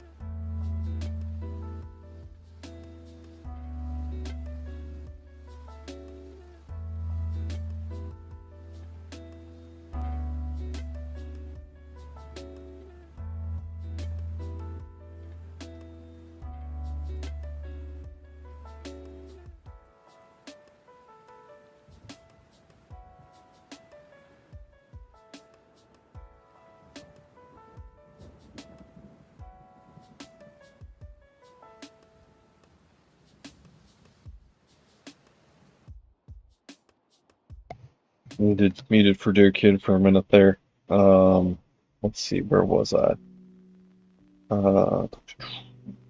Skyline Chili in Cali. They have. Do you know Skyline from traveling, or is there Skyline in Cali now?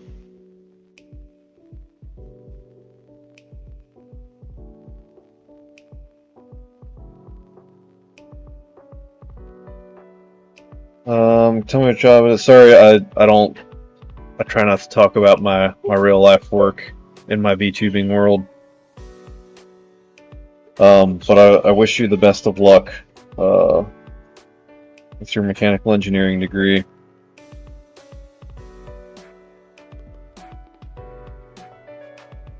Let's see. But no, I feel. I know you're feeling. I knew a guy that was. I can't remember which country or family was from. But he was dating a nice Asian girl, and like he had a solid job, but he didn't have a college degree, and I know that was a point of contention with her family. So yeah, I know that's all very important over here. And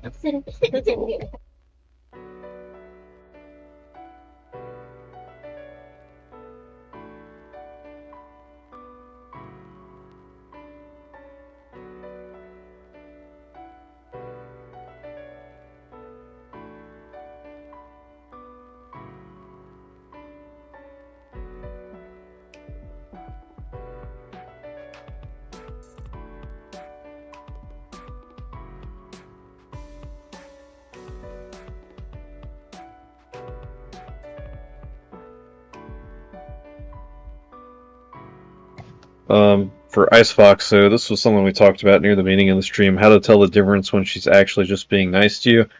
So, like, in a one-off interaction, it's a little harder to tell, but something you can look for over time is if she's just being friendly with you, then, like, when you encounter her, she'll be friendly with you, and then, you know, you'll go your separate ways. If she actually, like, finds reasons...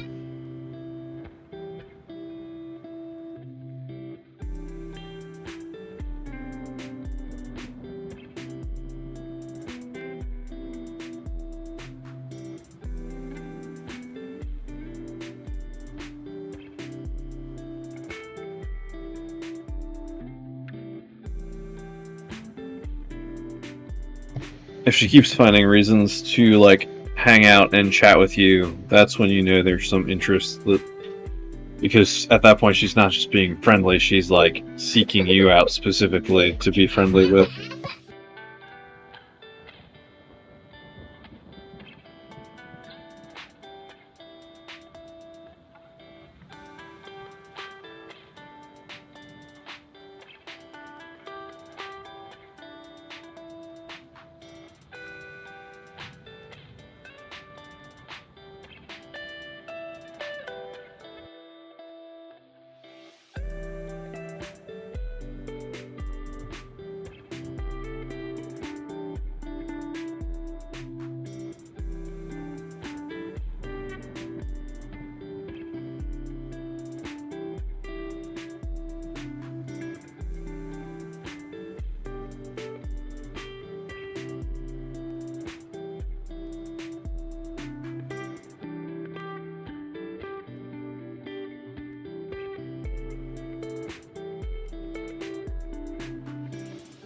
Okay, I think we're good.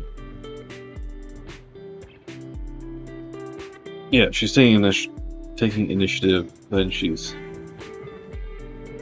got some interest.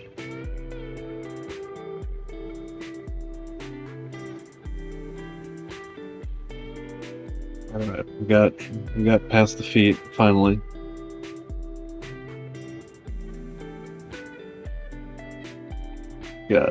We got a belt with a cool knife.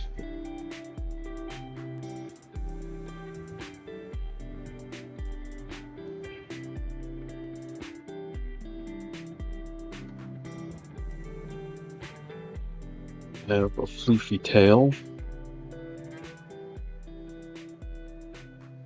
We got a cool uniform.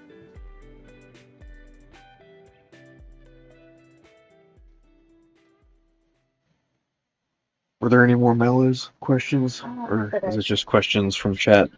Yes, I think it's definitely. Oh wait, VTubing is a parent. On the dad's side. You Doing guys this. can experience a little bit of what it's like. Yeah, doing this also with full-time job. It's really hard even to do like a consistent schedule.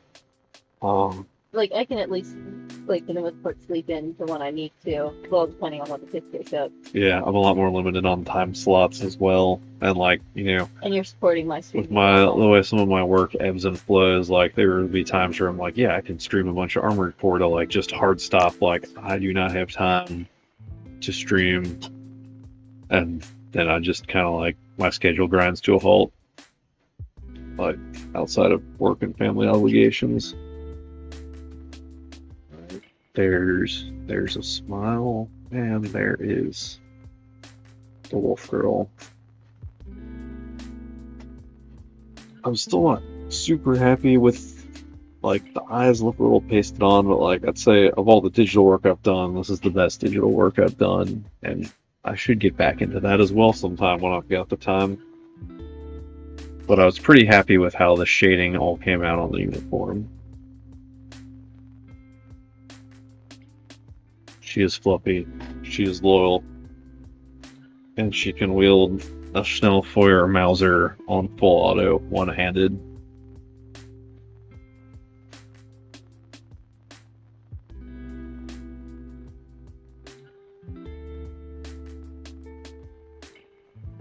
I'm still working through the full extent of her powers, but the way I'm running with werewolves in this setting is this is her like normal everyday form, and then she can basically make Green Lantern style constructs out of moonlight. So the phase of the moon basically determines how much fuel she has to work with for that. And then she can also charge up the moonstone pendant on her neck there as basically a backup battery. And so then she could go like full wolf mode where she's like riding around a giant spectral moon wolf, Attack on Titan style. Or she can just generate like it all has to be like wolf themed stuff. So like she can't do like guns and whatnot, but she can do like claws and like shields, fluffy shields and whatnot.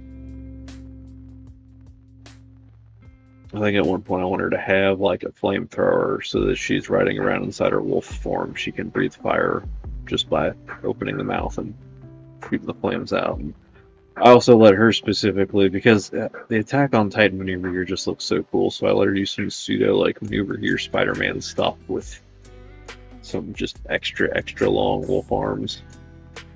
Maybe like at some point too, like those giant spoopy like long-legged wolves.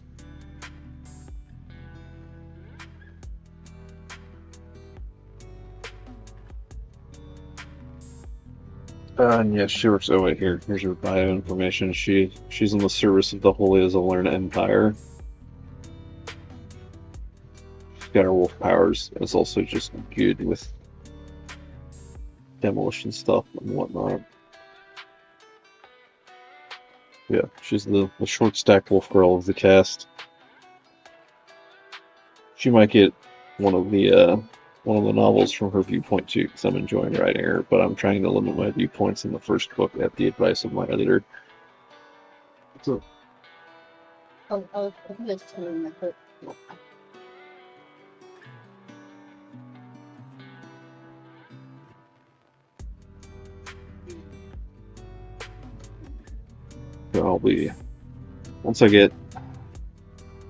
I'll eventually run another Kickstarter for this. Once the manuscript's actually written, I don't want to take people's money without the book being written, just because of how my schedule is. It wouldn't be fair. But I gotta get the card game Kickstarter up and running too, which I was hoping to do much earlier, especially when Iron Forward's on people's minds, because I'm doing a mecha themed card game, but trying to actually find like 30 days in a row where I'll be able to like shepherd the Kickstarter along is proving difficult. But hopefully by the end of the year, as things slow down around Thanksgiving and Christmas. And people can use it as like a Christmas present. Yeah, but it won't be, even if they're fastest turnaround, it wouldn't be ready in time. Yeah, I've just been told to avoid like New Year's and tax season. So. Yeah, that's when everyone's gonna spend. Yeah, so it's alright. That's my point. It's gotta be by the end of the year. Like there will surely there will be a block of time where I'll have the time to properly promote it and run it. Very Chuny in the best way. I think that's gonna be a lot of this story. Like I'm a Chunibyo at heart. Look, Chunibyo is like, forget the literal meaning, but it basically means like a middle schooler's idea of cool and edgy. But I mean, middle schoolers have good taste sometimes.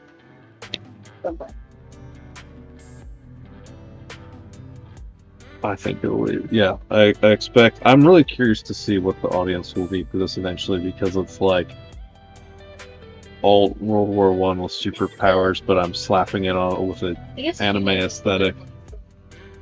Take on things. Or just. It's like you're not like gritty, like this is like. No, that's the point. Chunibyo is also gritty, like Cold Steel the Hedgehog is like Chunibyo, like. Right.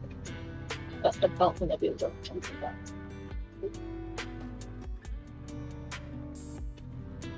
Chuny is cool. I think it's cool. I mean, Hang on. Do I have any drawings of the actual You should save that for characters you. here? Should? Yeah, Yeah. we should wrap up. Okay. Alright. If you guys want more, go subscribe to Milliardo. Raid Salty. Salty's on YouTube, right? Yeah. Okay, cool. I think he's streamed on Twitch much lately. When I first met him, he streamed on Twitch. Now he's moved to YouTube now. Ha ha ha ha.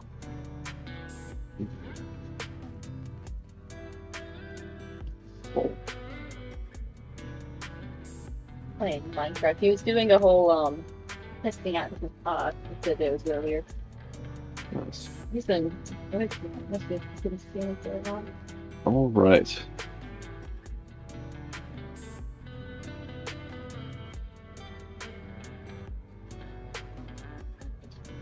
Tiny the Evil Soul launching an anime, yeah. That's, at least aesthetically, it's a pretty big influence. Story-wise, not really at all, I guess, except there'll be cute magical girls fighting in the war, but minor similar destructive firepower, backstory more similar to Scanners. Let's not spoil too much, but there's a lot of influence. My Chunibyo is fueled by many influences. But anyway, I should let everybody get to bed. So I've got the raid for Salty set up. Thank you all for stopping by for the stream. I hope you got something useful out of it. And Minna Vanilla says, "Goodbye, chat. I'm sorry for laughing at everybody."